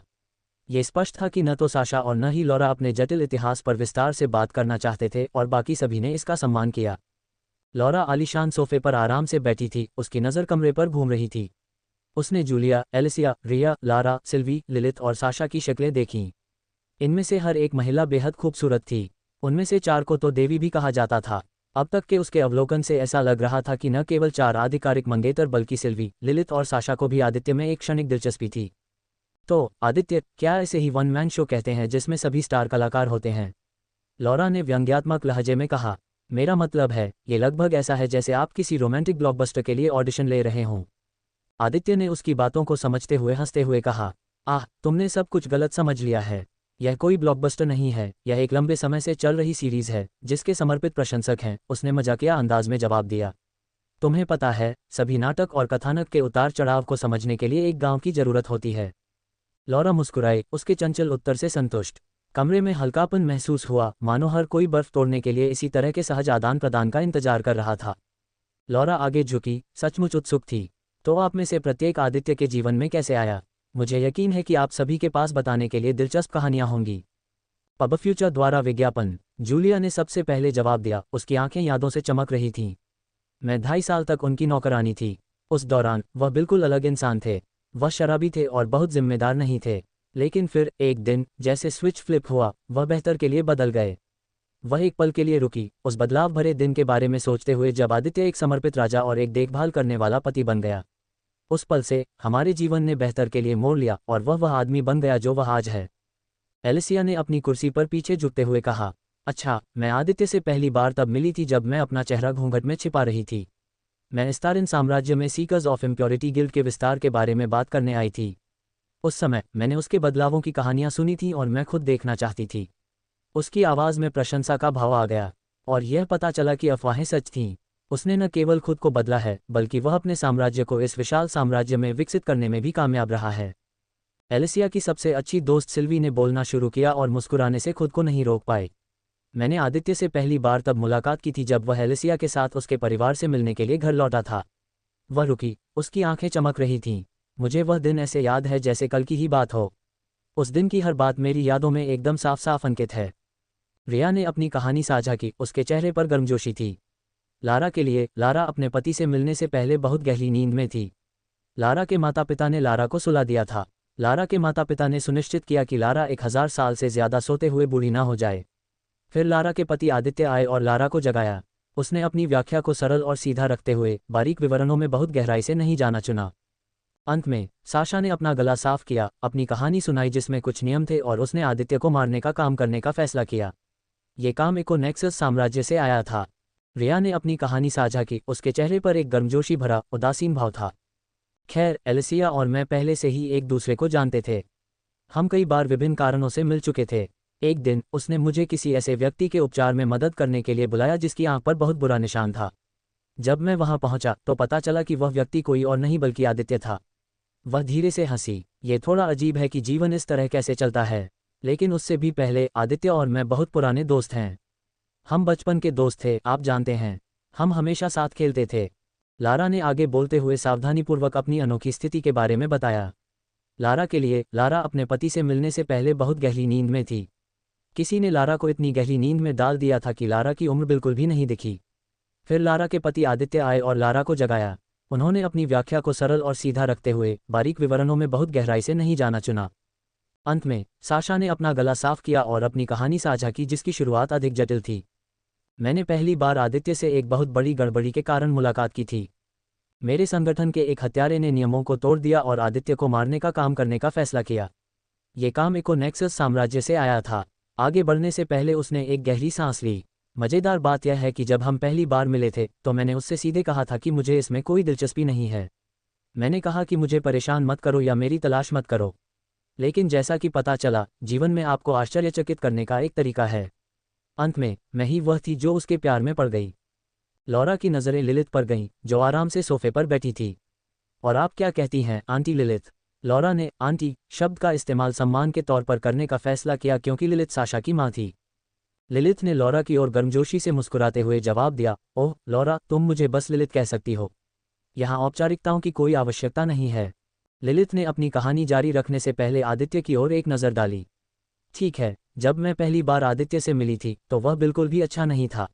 मेरी बेटी साशा ही थी जिसने मुझे उसके पास पहुंचाया। वह प्रभाव के लिए रुकी, ये सुनिश्चित करते हुए कि उसने सभी का ध्यान अपनी ओर खींचा है। देखिए, वह वास्तव में एक बहुत ही डरावनी मानसिक चाल में फंस गया था। वह अपने घर स्टारिन साम्राज्य की ओर वापस जा रहा था जब उस पर हमला हुआ। हमले के पीछे वेस्पेरा नाम की एक बूढ़ी चुड़ैल थी जो सैकड़ों सालों से मौजूद थी। पब फ्यूचर द्वारा विज्ञापन। लौरा अपनी कुर्सी पर पीछे झुक गई। आदित्य से जुड़ी एक और अनोखी कहानी सुनकर वह हैरान हो गई। वाह, ये वाकई दिलचस्प है, उसने कहा, उसकी आवाज़ में सच्ची जिज्ञासा थी। आदित्य, मैंने सुना है कि तुम चौथे क्रम के शुरुआती स्तर पर पहुंच गए हो। अब तुम वाकई बहुत मजबूत हो। मेरा मतलब है, जब तुम तीसरे क्रम के शुरुआती स्तर पर थे तो तुम पहले से ही 5वें क्रम के शीर्ष स्तर पर किसी से मुकाबला कर सकते थे। मैं केवल अनुमान लगा सकती हूँ कि तुम कितने मजबूत हो गए हो। लौरा ने आदित्य की ताकत का सम्मान किया। कभी कभी उसे इस बात से ईर्ष्या भी होती थी कि वह स्टारिन साम्राज्य का सम्राट था। अपने मन में वह सोचती थी कि अगर आदित्य उसके डीप सी पैलेस साम्राज्य का हिस्सा होता तो चीजें कितनी अलग होती। अगर ऐसा होता तो वह वहाँ नेता होता, उसका काम करता। लौरा के मन में आदित्य उससे ज्यादा सक्षम था। आदित्य ने विनम्रता से मुस्कुराते हुए कहा, ठीक है, मुझे ठीक से पता नहीं है कि मैं अब कितना मजबूत हूँ, लेकिन मैंने हाल ही में छठे क्रम के शीर्ष स्तर के किसी खिलाड़ी को हराने में कामयाबी हासिल की है। लौरा की आंखें थोड़ी चौड़ी हो गईं। वह उसकी तीव्र प्रगति से चकित थी। ये वास्तव में आश्चर्यजनक है। तो क्या आपके पास मुख्य महाद्वीप पर जाने के बारे में कोई विचार है? आप जानते हैं, एक बार जब आप 5वें क्रम के शुरुआती स्तर पर पहुंच जाते हैं। उसने सुना था कि आदित्य एक साल में 1 क्रम से 4 क्रम तक पहुंच गया था, इसलिए उसने सोचा कि यह ज़्यादा समय नहीं लेगा। शायद सिर्फ 6 से 12 महीने, और इससे पहले कि वह अगला मील का पत्थर छू ले। मुख्य महाद्वीप में 6 महाद्वीपों के संयुक्त संसाधनों से ज़्यादा संसाधन थे। मुख्य महाद्वीप कई साधकों का सपना था। जैसे ही लौरा का प्रश्न हवा में लटका, कमरे में सभी की निगाहें वर्तमान साम्राज्य की ओर मुड़ गईं, और वह उन्हें सुरक्षित और खुश रखने के लिए दृढ़ था। आदित्य, उसने सिर हिलाने से पहले कुछ देर सोचा। हाँ, मैं मुख्य महाद्वीप पर जाने के बारे में सोच रहा हूँ। वहाँ कुछ मामले हैं जिनका मुझे ध्यान रखना है। आदित्य को अपने मन में पता था कि वह जब चाहे मुख्य महाद्वीप पर वापस जा सकता है, क्योंकि उसका जन्म वहीं हुआ था। लेकिन इस बात का विचार उसे उत्साहित नहीं करता था। उसके अपने माता पिता ने उसे अलग कर दिया था और उससे नाता तोड़ लिया था। उसे वापस जाकर उनसे मिलने की कोई भावनात्मक इच्छा नहीं थी। सच कहा जाए तो अगर उसके माता पिता को कुछ हो भी जाए तो उसे बिल्कुल भी परेशानी नहीं होगी। उसे अपने मौजूदा साम्राज्य में एक नया परिवार मिल गया था और वह उन्हें सुरक्षित और खुश रखने के लिए दृढ़ संकल्पित था। मुख्य महाद्वीप पर वापस जाने के बारे में सोचने का असली कारण एक खास तरह के उपद्रवी समूह से निपटना था। ये संगठन लंबे समय से उसके लिए कांटा बना हुआ था, जो उसके और उसके साम्राज्य के लिए मुसीबत खड़ी करने के लिए ताकतवर सदस्यों को भेज रहा था। वह बहुत परेशान हो चुका था। उसकी योजना थी कि नाथन को, जब वह अपने कौशल में 5वें क्रम के शुरुआती स्तर पर पहुंच जाए, सबसे पहले मुख्य महाद्वीप पर भेजा जाए। नाथन आदित्य को वह सारी जानकारी जुटाएगा जिसकी उसे अंततः समूह की दखलंदाजी को खत्म करने के लिए जरूरत थी। यह महत्वपूर्ण नहीं है। आप क्या सोचते हैं, लौरा? आप मरफोल्क्स और अन्य समुद्री जातियों के बीच नस्लवाद और भेदभाव को समाप्त करने के लिए स्थिति से कैसे निपट रहे हैं? मरफोल्क्स को डीप सी पैलेस में विशेषाधिकार दिया गया था, जबकि साम्राज्य में रहने वाली अन्य जातियों को हमेशा नस्लवाद और भेदभाव का सामना करना पड़ता था। मरफोल्क्स को हमेशा हर क्षेत्र में अधिक अवसर दिए गए। यदि डीप सी पैलेस आगे बढ़ना चाहता है तो इसके शासक के रूप में लौरा को इन मुद्दों को समाप्त करने की आवश्यकता होगी। मैं इस पर काम कर रही हूं, लेकिन ईमानदारी से कहूं तो यह मुश्किल है। लौरा ने अपने साम्राज्य की वर्तमान स्थिति के बारे में सोचकर थोड़ा उदास महसूस किया। क्या हुआ? एलिसिया ने पूछा। बात यह है कि डीप सी पैलेस का समाज बहुत अलग है। सभी को समान अधिकार नहीं दिए जाते। मरफोल्क्स को हमेशा सभी अवसर और प्राथमिकताएं दी जाती हैं। नस्लवाद और भेदभाव बेहद आम है। इसके परिणामस्वरूप मरफोल्क्स समाज के शीर्ष पर हैं, जबकि अन्य जातियों को उनके नीचे रहना पड़ता है। यह विशेष रूप से समुद्री कल्पित बौनों के लिए सच है, जो समाज के सबसे निचले पायदान पर हैं।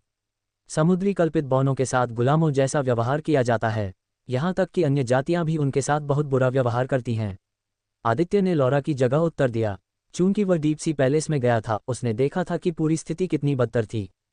योजक चिन्ह योजक चिन्ह योजक चिन्ह योजक चिन्ह योजक चिन्ह योजक चिन्ह योजक चिन्ह योजक चिन्ह योजक चिन्ह योजक चिन्ह योजक चिन्ह योजक चिन्ह योजक चिन्ह योजक चिन्ह योजक चिन्ह योजक चिन्ह। वास्तव में उन सभी को बहुत बहुत धन्यवाद जिन्होंने बहुमूल्य गोल्डन टिकट के साथ समर्थन भेजा है। मुझे उम्मीद है कि हम इसे जारी रख पाएंगे। 15 मिनट तक करें ये काम और प्रतिदिन कमाएं 2,92,000 रुपये। अगर आप प्रतिदिन 3,90,000 रुपये कमाना चाहते हैं तो इन चरणों का पालन करें। पबफ्यूचर द्वारा विज्ञापन मेनू दिखाओ। उपन्यास ऑनलाइन पूरा पढ़ें। उपन्यास बिन। उपन्यास ड्रैगन मोनार्क सिस्टम अध्याय 536 बैठक। गुणप्रिय पाठकों, अधिक अध्यायों के अनुवाद में हमारी टीम की सहायता के लिए यहाँ दान करें। URL: dragon monarch system 536 meeting.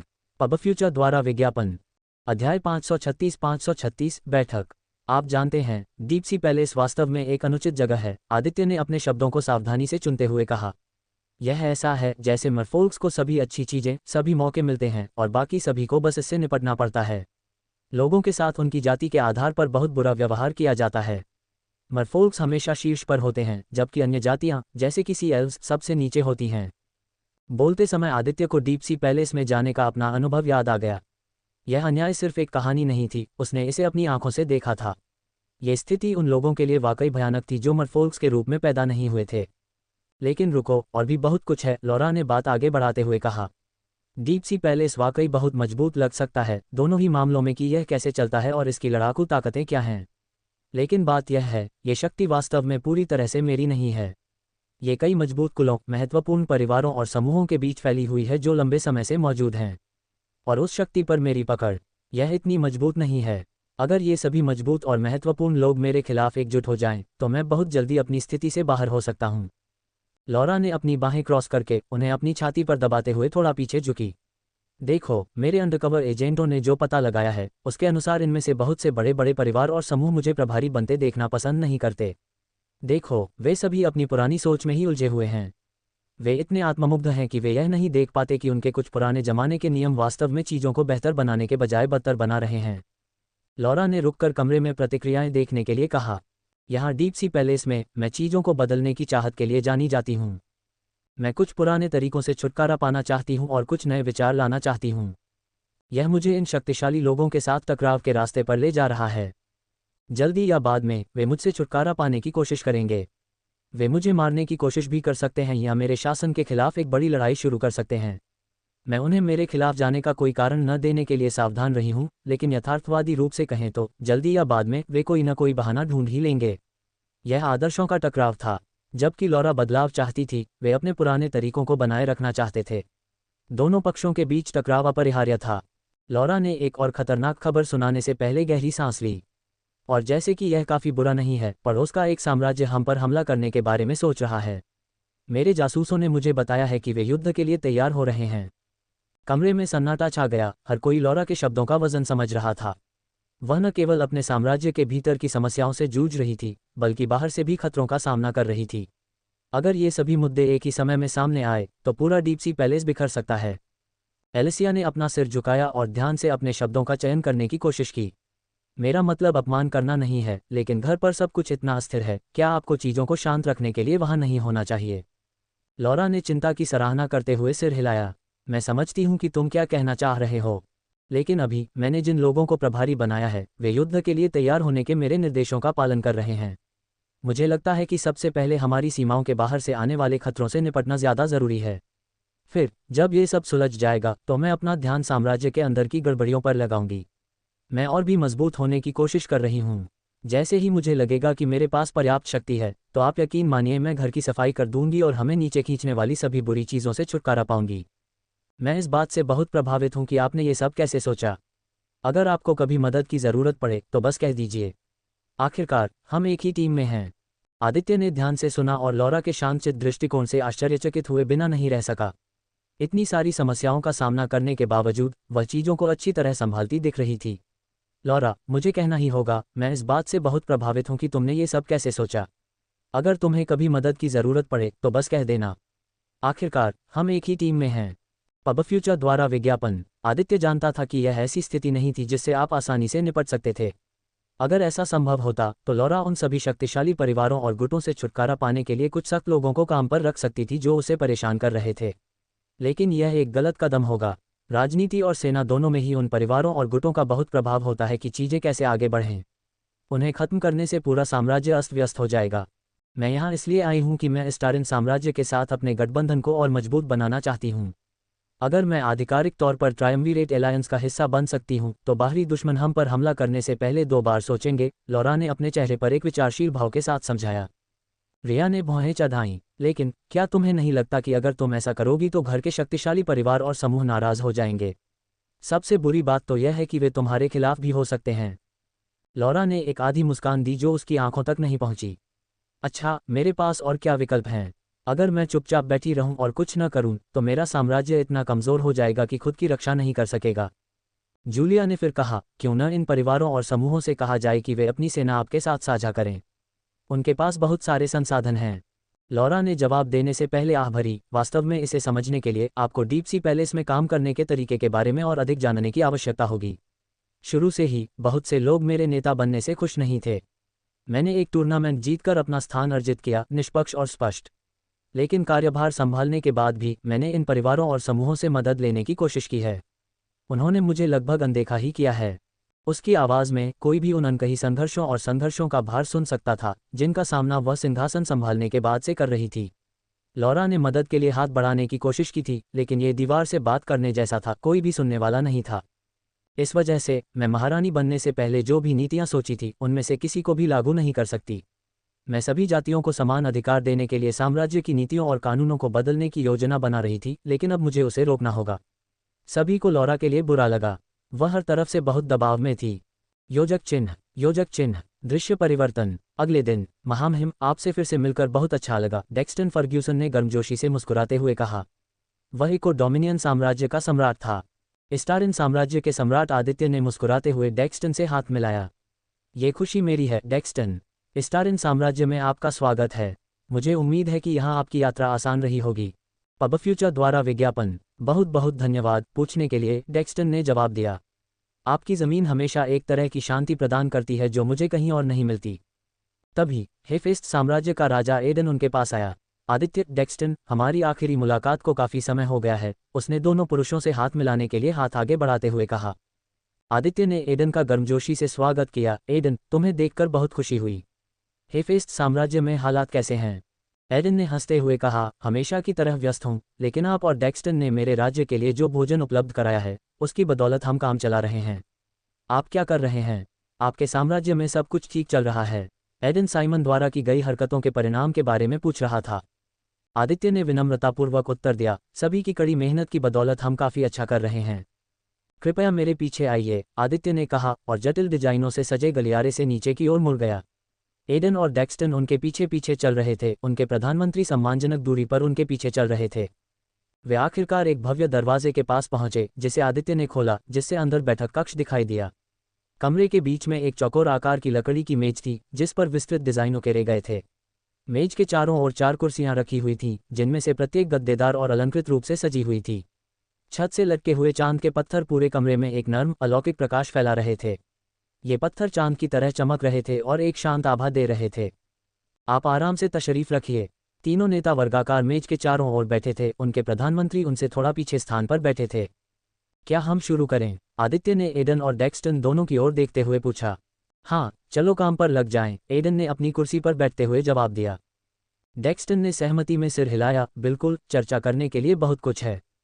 मैं आप दोनों की इस अचानक हुई बैठक में शामिल होने के लिए समय निकालने के लिए सराहना करता हूं। यह आमतौर पर पहले से ही योजनाबद्ध होती है और मैं आपकी दैनिक योजनाओं में हुई किसी भी असुविधा के लिए क्षमा चाहता हूं। पब फ्यूचर द्वारा विज्ञापन। मैं विशेष रूप से यह जानते हुए भी कि आपका शेड्यूल कितना व्यस्त होगा, आदित्य ने अन्य 2 शासकों की ओर देखते हुए कहा। मुझे पता है कि इस तरह की बैठकों की योजना आमतौर पर पहले से ही बना ली जाती है और मैं आपकी दैनिक योजनाओं में हुई किसी भी असुविधा के लिए क्षमा चाहता हूं। माफ़ी मांगने की कोई ज़रूरत नहीं है, महाराज, डेक्स्टन ने जवाब दिया। उसके चेहरे पर एक दोस्ताना मुस्कान आ गई। हम जानते हैं कि अगर यह बैठक वाकई महत्वपूर्ण न होती तो आप ये बैठक नहीं बुलाते। मैं डेक्स्टन से सहमत हूं, एडन ने सिर हिलाते हुए कहा। इस तरह के महत्वपूर्ण मामलों पर तुरंत कार्रवाई होनी चाहिए, इसलिए इसकी चिंता मत करो। आप दोनों की समझदारी के लिए धन्यवाद, आदित्य ने राहत महसूस करते हुए कहा। इससे मैं आज की हमारी चर्चा के मुख्य विषय पर आता हूं। डीप सी पैलेस एम्पायर को हमारे ट्रायम्विरेट एलायंस में शामिल करने के विचार पर आपके क्या विचार हैं? यह एक संवेदनशील विषय था। गठबंधन का हिस्सा होने का मतलब था कि आपको सभी के विचारों और राय को तौलना था। वह उनसे सलाह किए बिना कोई निर्णय नहीं ले सकता था। ऐसा करने से उनकी साझेदारी में तनाव और अविश्वास ही पैदा होगा। आदित्य ने एडन और डेक्स्टन दोनों की ओर देखा, उनके विचार सुनने के लिए उत्सुक। मैं आपके खुलेपन की सराहना करता हूं, एडन, आदित्य ने एडन के शब्दों को ध्यान से सुनते हुए कहा। मैं समझता हूं कि समुद्र से एक साम्राज्य का भूमि आधारित साम्राज्यों के साथ मिलकर काम करने का विचार नया है और कुछ लोगों को परेशान कर सकता है। ऐतिहासिक रूप से महासागर साम्राज्यों ने खुद को अलग रखा है, पानी के नीचे रहते हैं और अपने काम से मतलब रखते हैं। उनके पास समुद्री कल्पित बौने और मरफोल्क जैसी अलग अलग नस्लें हैं। जब भी उन्होंने भूमि साम्राज्यों के साथ बातचीत की है तो आमतौर पर उनके साथी महासागरीय साम्राज्यों से किसी न किसी तरह की अस्वीकृति का सामना करना पड़ा है। फिर अपना ध्यान डेक्स्टन की ओर मोड़ते हुए आदित्य ने पूछा, इस पर तुम्हारे क्या विचार हैं, डेक्स्टन? मुझे और सहयोगी जोड़ने में कोई समस्या नहीं है, डेक्स्टन ने जवाब दिया। उसका चेहरा और भी गंभीर हो गया। लेकिन मैं जानना चाहता हूं कि क्या हम डीप सी पैलेस पर भरोसा कर सकते हैं? हमारा गठबंधन आखिरकार भरोसे की नींव पर बना है। जब मुश्किल समय आता है तो हम एक दूसरे की मदद करते हैं। इसलिए मैं जानना चाहता हूं कि हम उन पर कितना भरोसा कर सकते हैं। क्या वे भरोसेमंद हैं? इस बारे में आपकी क्या राय है? आदित्य ने डेक्स्टन की बात पर ध्यान से विचार किया। ये सच था, उनका गठबंधन सिर्फ कागज पर लिखा गया एक साधारण समझौता नहीं था। यह आपसी विश्वास और मुश्किल समय में साथ देने के वादे पर आधारित था। एक नया सदस्य जोड़ना तभी फायदेमंद होगा जब उस विश्वास को बनाए रखा जा सके। आपकी चिंताएं जायज़ हैं, डेक्स्टन, आदित्य ने आखिरकार कहा। विश्वास वास्तव में हमारे गठबंधन की आधारशिला है, और इसलिए हमें इस बारे में वास्तव में सुनिश्चित होने की आवश्यकता है कि हम किसे अपने साथ जोड़ते हैं। लेकिन मेरा मानना है कि डीप सी पैलेस अपने आंतरिक मुद्दों के बावजूद एक भरोसेमंद सहयोगी हो सकता है। बेशक ये सुनिश्चित करने के लिए कुछ चर्चाओं और समझौतों की आवश्यकता होगी कि सभी एक ही पृष्ठ पर हों। एक तरफ मैं लॉरा को व्यक्तिगत रूप से लंबे समय से जानता हूं। डीप सी पैलेस की शासक बनने से पहले भी हम कई बार मिल चुके थे। मुझे पता है कि मैं उस पर भरोसा कर सकता हूं। इसके अलावा ट्रायम्विरेट एलायंस के गठन से हम पहले ही सहमत हो चुके थे कि उसके सिंहासन पर बैठने के बाद हम आधिकारिक रूप से सहयोगी बन जाएंगे। आदित्य की बातें सुनकर डेक्स्टन और एडन दोनों ने एक दूसरे को देखा। दोनों इस खबर से अचंभित थे कि आदित्य काफी समय से लॉरा को जानता था।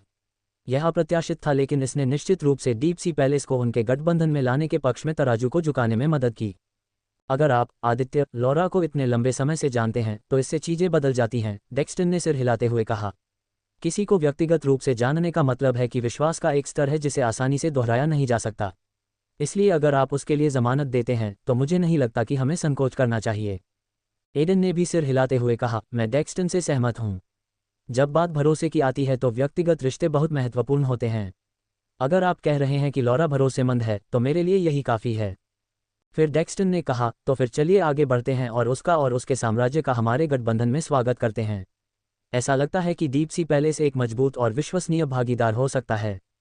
डेक्स्टन और एडन दोनों ने आदित्य की ओर देखा। उनके चेहरे से पता चल रहा था कि वे पूरी तरह से सहमत हैं। एडन ने निष्कर्ष निकाला, हम उनका खुले दिल से स्वागत करने के लिए तैयार हैं, बशर्ते आपको लगे कि यह सही कदम है। आदित्य को राहत की अनुभूति हुई। डेक्स्टन और एडन दोनों का समर्थन होना बहुत जरूरी था। उनके समर्थन से डीप सी पैलेस को उनके गठबंधन में शामिल करने से उनकी सामूहिक ताकत को मजबूत करने में काफ़ी मदद मिलेगी, और शायद यह उन सभी चुनौतियों पर काबू पाने की कुंजी हो सकती है जिनका सामना उन्हें करना था। योजक चिन्ह योजक चिन्ह योजक चिन्ह योजक चिन्ह योजक चिन्ह योजक चिन्ह योजक चिन्ह योजक चिन्ह योजक चिन्ह योजक चिन्ह योजक चिन्ह योजक चिन्ह योजक चिन्ह योजक चिन्ह योजक चिन्ह योजक चिन्ह। वास्तव में उन सभी को बहुत बहुत धन्यवाद जिन्होंने बहुमूल्य गोल्डन टिकट के साथ समर्थन भेजा है। मुझे उम्मीद है कि हम इसे जारी रख पाएंगे। मेनू दिखाओ। उपन्यास ऑनलाइन पूरा पढ़ें। उपन्यास बिन। उपन्यास ड्रैगन मोनार्क सिस्टम अध्याय 537 रोमांटिक रुचि। गुणप्रिय पाठकों, अधिक अध्यायों के अनुवाद में हमारी टीम की सहायता के लिए यहाँ दान करें। URL dragon monarch system 537 romantic रुचि। पब फ्यूचर द्वारा विज्ञापन। अध्याय 537 रोमांटिक रुचि। चूंकि हम डीप सी पैलेस एम्पायर को अपने गठबंधन में शामिल होने दे रहे हैं तो फिर स्टॉर्म आइल डायनेस्टी और थेरा किंगडम को भी गठबंधन में शामिल क्यों नहीं होने दिया जाए। मेरा मतलब है कि ट्रायम्विरेट एलायंस बनने से बहुत पहले ही मैंने उनके साथ गठबंधन बना लिया था। यह कोई साधारण गठबंधन नहीं था, बल्कि हमने व्यापार को सुविधाजनक बनाने और व्यापार बाधाओं को खत्म करने के लिए अपनी सीमाओं के बीच एक FTA पर हस्ताक्षर किए थे। त्रिमूर्ति गठबंधन उत्तर पश्चिम क्षेत्र के साम्राज्यों के बीच बनाया गया था। अब समय आ गया है कि हम इस स्थिति को बदल दें। त्रिमूर्ति गठबंधन सिर्फ उत्तर पश्चिम क्षेत्र के बीच का गठबंधन नहीं होगा, बल्कि इसमें दूसरे क्षेत्रों और महाद्वीपों के अन्य साम्राज्य भी शामिल होंगे। आदित्य ने इस बदलाव का सुझाव दिया। फिर हमें अपने गठबंधन का नाम भी बदलना होगा। इस बदलाव में डेक्स्टन और एडन आदित्य के साथ थे। गठबंधन में और सदस्यों को शामिल करने से उनके साम्राज्यों को किसी भी तरह से नुकसान नहीं होने वाला था। ट्रायम्विरेट एलायंस के अस्तित्व में आने से पहले ही स्टॉर्म आइल डायनेस्टी और थेरा किंगडम आदित्य के स्टारिन साम्राज्य के अच्छे दोस्त बन चुके थे। वास्तव में उन्हें गठबंधन का विचार इतना पसंद आया कि उन्होंने औपचारिक पत्र भेजकर पूछा कि क्या वे इसमें शामिल हो सकते हैं। लेकिन आदित्य के पास बहुत सारे काम थे और वह उन्हें तुरंत कोई स्पष्ट जवाब नहीं दे सकता था। वह अन्य बड़े कार्यों में उलझा हुआ था और उसके पास गठबंधन के विस्तार पर ध्यान केंद्रित करने का समय नहीं था। तभी मीटिंग रूम के बड़े बड़े धातु के दरवाजे चरमराते हुए खुले। सभी की नज़रें प्रवेश द्वार की ओर मुड़ गईं, क्योंकि डीप सी पैलेस की महारानी लॉरा अंदर आ रही थी। वह इस बढ़ते गठबंधन की सबसे नई सदस्य बनने वाली थी और कमरे में मौजूद लोग इस पल के महत्व को महसूस कर रहे थे। लॉरा के पीछे वॉटसन था, जो स्टारिन साम्राज्य का शीर्ष बटलर था। आदित्य ने वॉटसन से कहा था कि वह लॉरा को मीटिंग रूम में ले जाए और सुनिश्चित करे कि वह सहज महसूस करे। वॉटसन ने अपना काम बखूबी किया। वह उसे उसकी सीट तक ले गया और फिर कुर्सी को पीछे खिसका दिया ताकि वह आसानी से बैठ सके। वॉटसन के व्यवहार हमेशा की तरह एकदम सही थे और उन्होंने लॉरा को अपनी सीट पर बैठने देने के लिए पीछे हटने से पहले एक छोटा सा झुककर प्रणाम किया। उसके आने से ऐसा लगा कि गठबंधन वास्तव में एक नए अध्याय में प्रवेश कर रहा है, जो नए दोस्तों और बड़े अवसरों से भरा हुआ है। आदित्य ने अपना हाथ उसकी ओर बढ़ाते हुए घोषणा की, मैं आप सभी को हमारी सबसे नई सदस्य डीप सी पैलेस की महारानी लॉरा से मिलवाता हूँ। जैसे ही उसने उसका नाम लिया, कमरे में मौजूद हर व्यक्ति ने उसकी ओर देखा और विनम्रता से सिर हिलाया। एडन ने खुद को विशेष रूप से दिलचस्पी महसूस की जब उसकी नज़र लॉरा से मिली। सच कहा जाए तो वह अभी भी कुंवारा था, मुख्यतः इसलिए क्योंकि राज्य चलाने में वह रानी खोजने में बहुत व्यस्त रहता था। लेकिन जब उसने लॉरा को देखा तो उसे लगा कि उसके अंदर कुछ हलचल हो रही है। वह बहुत ही आकर्षक थी। लॉरा की गहरी नीली आंखें थीं जो मानो समुद्र के रहस्यों को समेटे हुए थीं। उसके लंबे चांदी सफ़ेद बाल उसकी कमर तक लहरा रहे थे जो उसके चेहरे को पूरी तरह से फ्रेम कर रहे थे। उसके माथे पर कुछ बिखरे हुए बाल थे जो उसके आकर्षण को और बढ़ा रहे थे। उसके कानों में खून की बूंदों वाली बालियां सजी हुई थीं जो उसकी पहले से ही परिपक्व महिला को और भी निखार रही थीं, बिना किसी मान के ध्यान आकर्षित कर रही थीं। उस समय एडन अपने जीवन में कितनी आकर्षक उपस्थिति के बारे में सोच रहा था। एक लंबे सफ़ेद गाउन में सजी हुई जो उसके पूरे शरीर को ढक रहा था, वह एक परिपक्व महिला की शालीनता और आकर्षण को प्रकट कर रही थी, बिना किसी मान के ध्यान आकर्षित कर रही थी। पब फ्यूचर द्वारा विज्ञापन। उस समय एडन ये सोचने से खुद को रोक नहीं पाया कि लॉरा जैसी आकर्षक महिला के साथ उसका जीवन कैसा हो सकता है। उसने खुद को ये सोचते हुए पाया, क्या वह वही हो सकती है। लंबे समय में पहली बार प्रेम के लिए शादी करने की अवधारणा, न कि केवल गठबंधन या सुविधा के लिए, उसके दिमाग में आई। अब जब गठबंधन में उसका प्रवेश आधिकारिक हो गया है तो कौन जानता है कि भविष्य में क्या संभावनाएं होंगी। शायद, एडन ने खुद से सोचा। उसकी आंखें अभी भी चुपचाप लॉरा पर टिकी हुई थीं। नमस्ते सभी को, मैं आधिकारिक तौर पर अब त्रिमूर्ति गठबंधन का हिस्सा बनकर वास्तव में सम्मानित महसूस कर रही हूं, लॉरा ने कहा। उसकी आवाज़ में सौम्य आत्मविश्वास था। उसके शब्द एक मधुर गीत की तरह बह रहे थे और उसके चारों ओर शक्ति की एक ऐसी आभा थी जिसे अनदेखा करना असंभव था। जब वह चलती या बोलती थी तब भी उसके बारे में एक निश्चित अनुग्रह था, एक सुंदर कोमलता जो मनमोहक थी। कमरे में मौजूद हर कोई तुरंत उसकी ओर आकर्षित हो गया। ऐसा लग रहा था जैसे उसके पास किसी तरह का विशेष आकर्षण था।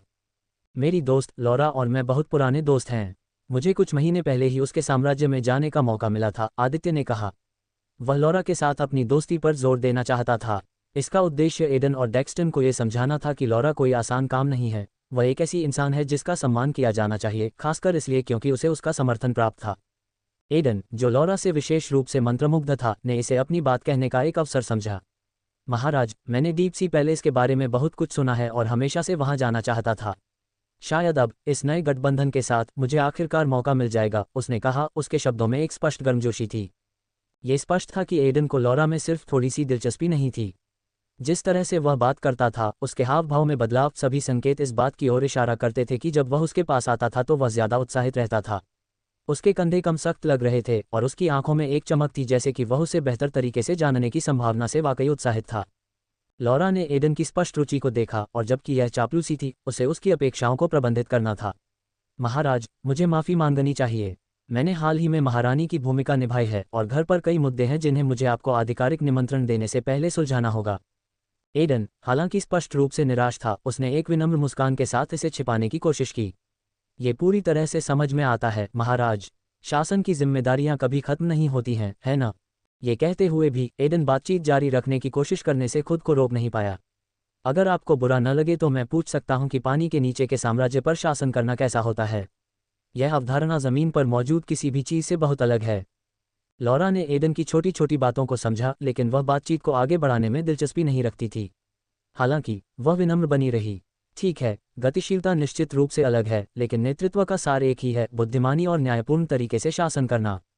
समुद्र की अपनी चुनौतियां हैं, जैसा कि मुझे यकीन है कि भूमि की भी हैं। एडन आसानी से निराश नहीं हुआ। निश्चित रूप से मैं इससे अधिक सहमत नहीं हो सकता। शासन एक भारी बोझ है, चाहे आप कहीं भी हों। शायद एक बार जब चीज़ें ठीक हो जाएं, तो आप मुझे कभी डिनर पर समुद्री शासन के बारे में बता सकते हैं। लॉरा ने निमंत्रण सुना, लेकिन कोई वादा करने का इरादा नहीं था। यह एक दयालु प्रस्ताव है महाराज। मैं इस पर तब विचार करूंगी जब मेरे साम्राज्य में चीज़ें अधिक स्थिर हो जाएंगी।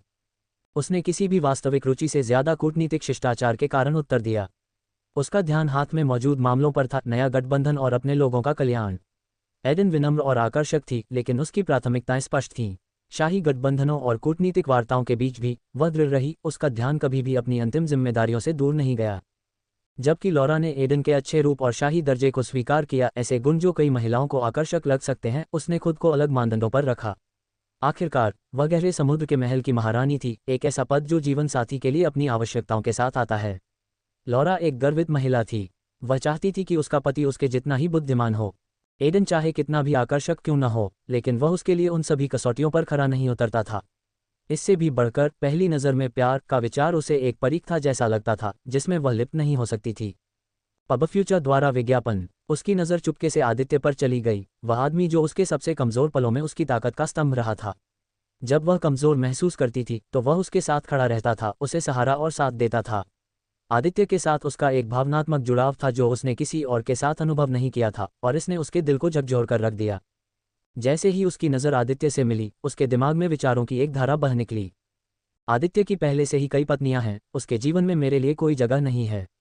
और अगर होती भी तो अगर मैं उसके साथ रहने चली जाती तो मेरे अपने साम्राज्य का क्या होता।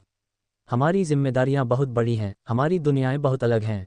वह मेरे लिए अपने साम्राज्य और अपनी कई प्रतिबद्धताओं को नहीं छोड़ सकता, ठीक वैसे ही जैसे मैं उसके लिए अपने लोगों और अपने पद को नहीं छोड़ सकती। आदित्य के लिए मेरे मन में जो भावनाएं हैं उन्हें मेरे दिल की गहराई में अव्यक्त और अवास्तविक रूप से बंद रहना होगा। लौरा ने इन विचारों को झटक दिया और खुद को ध्यान केंद्रित रखने की याद दिलाई। अब क्या क्या हो सकता है, इस पर विचार करने का समय नहीं था। ये कूटनीतिक निर्णयों और गठबंधन चर्चाओं का क्षण था। लेकिन फिर भी अनकही भावनाएं उसके दिल में बनी रहीं, जिसने बैठक की कार्यवाही में एक कड़वाहट भरी भावना जोड़ दी। चलो काम पर वापस आते हैं। ठीक है लौरा, तुम अकेली नई चेहरा नहीं हो जिसका हम आज स्वागत कर रहे हैं। हमारे पास अपने गठबंधन में कुछ और राज्य जोड़ने की योजना है, आदित्य ने घोषणा की। लौरा को आश्चर्य का एक क्षणिक झटका लगा, लेकिन उसने अपना चेहरा शांत रखा और जवाब में बस सिर हिला दिया। आदित्य ने आगे कहा, हमें अपने गठबंधन के लिए एक नया नाम भी तय करना होगा, क्योंकि अब इसमें 3 से अधिक सदस्य होंगे। बैठक कुछ घंटों तक और चली। मुद्दे उठाए गए, चर्चा हुई और निर्णय लिए गए। अंत में जब घड़ी ने संकेत दिया कि वे लगभग 4 घंटे तक बैठक में रहे तो आदित्य ने सत्र समाप्त कर दिया। ठीक है सब लोग, चलो इसे खत्म करते हैं। कल हम थेरा साम्राज्य और स्टॉर्म आइल राजवंश को आधिकारिक रूप से अपने साथ जोड़ने के लिए एक और बैठक करेंगे। हम तब अपने गठबंधन के लिए एक नया नाम भी तय करेंगे। आज के घटनाक्रम के लिए, जिसमें लौरा का शामिल होना भी शामिल है, हम इसे गुप्त रखेंगे। हम कल एक बड़ी सार्वजनिक घोषणा करेंगे जब अन्य राज्य भी आधिकारिक रूप से गठबंधन का हिस्सा बनेंगे। दिन भर की चर्चाओं का बोझ धीरे धीरे कम होता हुआ महसूस करते हुए सभी अपनी कुर्सियों से उठ खड़े हुए। दिन बहुत लंबा था और कल का दिन भी उतना ही महत्वपूर्ण होने वाला था। महाराज, मुझे अब जाना चाहिए, डेक्स्टन ने अपनी कुर्सी से उठते हुए कहा। बिना किसी लंबी विदाई का इंतजार किए वह कमरे से बाहर निकल गया। उसके कदम धीरे धीरे गूंज रहे थे और वह गलियारे में गायब हो गया। हालांकि एडन थोड़ी देर और रुका। अपना ध्यान लौरा की ओर मोड़ते हुए उसने उसे एक आकर्षक मुस्कान दी। महाराज, हमने बैठक अपेक्षा से थोड़ा पहले ही समाप्त कर ली। चूंकि दोपहर के भोजन का समय हो गया है, क्या आप मेरे राज्य में आने में रुचि लेंगे? हम साथ में भोजन कर सकते हैं और मैं आपको थोड़ा भ्रमण करा सकता हूँ। इस पर आदित्य, जो बाहर निकलने वाला था, रुक गया। उसे एडन द्वारा लौरा के साथ घुलने मिलने की कोशिश से असहजता महसूस हुई। बाहर निकलने के बजाय उसने थोड़ी देर और रुकने का फैसला किया ताकि वह सुन सके कि लौरा क्या कहेगी। लौरा ने कमरे में तनाव को महसूस किया, लेकिन उसका चेहरा भावशून्य बना रहा। महाराज, मैं निमंत्रण की सराहना करती हूँ। हालांकि मैंने आज दोपहर के भोजन के लिए पहले से ही कुछ योजनाएं बना ली हैं, उसने जवाब दिया। उसका स्वर शालीनता से भरा था, लेकिन उसने प्रस्ताव को दृढ़ता से अस्वीकार कर दिया। उसने आगे कुछ नहीं बताया, अपने विनम्र लेकिन स्पष्ट इनकार को हवा में लटकाए रखा। वह नहीं चाहती थी कि एडन गलतफहमी में रहे और यह सोचे कि सिर्फ इसलिए कि वह विनम्र थी, वह उसमें दिलचस्पी रखती है। आदित्य, जो चुपचाप देख रहा था, लौरा की प्रतिक्रिया से राहत महसूस किए बिना नहीं रह सका। हालांकि उसने इसे दिखाया नहीं, लेकिन वह बिना एक भी शब्द कहे चला गया। लौरा की टिप्पणी सुनकर एडन थोड़ा निराश हुआ, लेकिन उसने इस बारे में ज्यादा नहीं सोचा।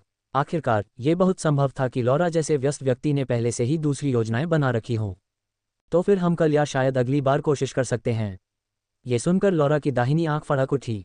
एक पल के लिए उसे शक हुआ कि यह आदमी बेवकूफ़ है या बहुत मासूम। उसने अपने कामों से उसे साफ साफ बता दिया कि उसे उसमें कोई दिलचस्पी नहीं है। योजक चिन्ह योजक चिन्ह योजक चिन्ह योजक चिन्ह योजक चिन्ह योजक चिन्ह योजक चिन्ह योजक चिन्ह योजक चिन्ह योजक चिन्ह योजक चिन्ह योजक चिन्ह योजक चिन्ह योजक चिन्ह योजक चिन्ह योजक चिन्ह। वास्तव में उन सभी को बहुत बहुत धन्यवाद जिन्होंने बहुमूल्य गोल्डन टिकट के साथ समर्थन भेजा है। मुझे उम्मीद है कि हम इसे जारी रख पाएंगे। 15 मिनट तक करें ये काम और प्रतिदिन कमाएं 2,92,000 रुपये। अगर आप प्रतिदिन 3,90,000 रुपये कमाना चाहते हैं तो इन चरणों का पालन करें। पब फ्यूचर द्वारा विज्ञापन। संपर्क टॉस साइड मैप दान करें। मेनू दिखाओ। उपन्यास ऑनलाइन पूरा पढ़ें। उपन्यास बिन। उपन्यास ड्रैगन मोनार्क सिस्टम अध्याय 538 नया गठबंधन। गुणप्रिय पाठकों, अधिक अध्यायों के अनुवाद में हमारी टीम की सहायता के लिए यहाँ दान करें। URL: ड्रैगन मोनार्क सिस्टम 538 नया गठबंधन। जवाब दें और रोमांचक जीतने का मौका पाएं।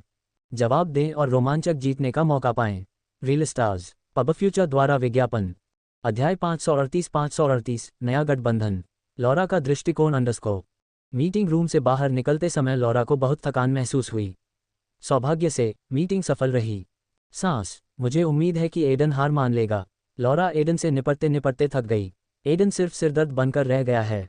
मीटिंग खत्म होने के करीब आधे घंटे बाद लॉरा ने खुद को डाइनिंग टेबल पर पाया जहां आदित्य का परिवार दोपहर के भोजन के लिए इकट्ठा हुआ था। उसने देखा कि 2 सीटें खाली थीं। आदित्य के दत्तक भाई और बहन क्लारा और लियो अभी भी स्कूल में थे और उनके साथ नहीं आ सके। जैसे ही वह बैठी, उसके दिमाग में एक विचार आया। इस्तारिन साम्राज्य में यहाँ के स्कूल बहुत अच्छे हैं। मुझे भी अपने साम्राज्य में कुछ स्कूल खोलने चाहिए। मैं चाहती हूँ कि सिर्फ अमीर ही नहीं बल्कि हर कोई पढ़ लिख सके और उसे बेहतर जिंदगी जीने का मौका मिले। डीप सी पैलेस में शिक्षा एक विलासिता थी जो ज़्यादातर सिर्फ अमीर लोगों के लिए थी। पैसे वाले परिवार अपने बच्चों को पढ़ाने के लिए निजी शिक्षकों को नियुक्त करते थे।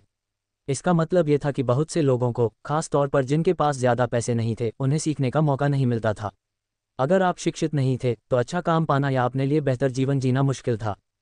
धनी परिवारों के लिए भले ही सिर्फ एक बच्चा ही पारिवारिक व्यवसाय या ज़मीन संभाले, बाकी बच्चों के पास विकल्प होते हैं। वे अपनी शिक्षा का उपयोग व्यवसाय में जाने के लिए कर सकते थे, या वे नाइट बनने की कोशिश कर सकते थे, या ऐसे अन्य काम कर सकते थे जिनके लिए विशेष कौशल की आवश्यकता होती है। ज़्यादातर मामलों में जो लोग पारिवारिक संपत्ति नहीं संभालते थे वे व्यवसायी बन जाते थे। आदित्य के परिवार से घिरी हुई वहाँ बैठी लॉरा को दृढ़ निश्चय महसूस हुआ। वह अपने साम्राज्य में बदलाव लाना चाहती थी। वह हर किसी को, चाहे वह किसी भी जन्म का हो या धन संपत्ति का, सीखने और आगे बढ़ने का मौका देना चाहती थी। और इसके लिए वह जानती थी कि उसे डीप सी पैलेस में शिक्षा लानी होगी। अगर लोगों को लंबे समय तक शिक्षित किया गया तो इससे साम्राज्य को बहुत लाभ होगा। हर किसी को अपनी पृष्ठभूमि की परवाह किए बिना अपने जीवन की शुरुआत करने के लिए समान अवसर और साधन मिलेंगे। लॉरा ने मेज़ के चारों ओर नज़र घुमाई। उसकी नज़र खाली कुर्सी पर टिकी हुई थी जहां आदित्य को होना चाहिए था। क्या आदित्य हमारे साथ नहीं आ रहा है? उसने पूछा, उसकी अनुपस्थिति से थोड़ा हैरान होकर। आदित्य के भरोसेमंद बटलर वॉटसन टेबल पर व्यंजन सजाने में व्यस्त थे। लॉरा के सवाल का जवाब देने के लिए वह रुका। महामहिम को कुछ महत्वपूर्ण कार्य निपटाने हैं, इसलिए वे आज दोपहर के भोजन के लिए हमारे साथ नहीं आ पाएंगे। मैं समझ गई, लॉरा ने जवाब दिया। उसकी आंखें एक पल के लिए अपनी प्लेट पर गिर गईं। उसने हमेशा सोचा था कि आदित्य एक बहुत ही सहज जीवन जीता है, लेकिन उसके दैनिक वातावरण में उसके आसपास रहने से उसे पता चला कि उसका शेड्यूल वास्तव में कितना व्यस्त था। पब फ्यूचर द्वारा विज्ञापन। उसने टेबल के चारों ओर बैठे आदित्य के परिवार के सदस्यों पर एक नज़र डाली। उनके हाव भाव देखकर उसे पता चल गया कि यह उनके लिए कोई नई बात नहीं थी। ऐसा लग रहा था कि उन्हें आदित्य के भोजन न करने की आदत हो गई थी, जो उसकी जिम्मेदारियों के बोझ को दर्शाता था। जूलिया ने लॉरा की उत्सुकता को देखते हुए कहा, आदित्य के बारे में चिंता मत करो लॉरा। अगर वह दोपहर का भोजन छोड़ रहा है तो इसका मतलब है कि वह किसी बहुत महत्वपूर्ण काम में व्यस्त है। मेरा अनुमान है कि वह या तो कोई जादुई वस्तु बना रहा है या रून चित्र बनाने में व्यस्त है। जूलिया की बातें सुनकर लॉरा ने सिर हिलाया। ऐसा लग रहा था कि आदित्य की जिंदगी उतनी आरामदायक नहीं थी जितनी उसने शुरू में सोची थी। एक साम्राज्य के सम्राट के रूप में उसे जो जिम्मेदारी मिली थी वह त्याग के साथ आई थी, यहाँ तक कि परिवार के साथ भोजन न करने जैसी छोटी छोटी बातें भी। इससे उसे आदित्य का और भी ज्यादा सम्मान होने लगा। तो आपकी मीटिंग कैसी रही? एलिसिया ने पूछा। उसके चेहरे पर सच्ची जिज्ञासा झलक रही थी। सब कुछ योजना के अनुसार हुआ, लॉरा ने जवाब दिया और उसके चेहरे पर एक गर्मजोशी भरी प्यारी मुस्कान फैल गई।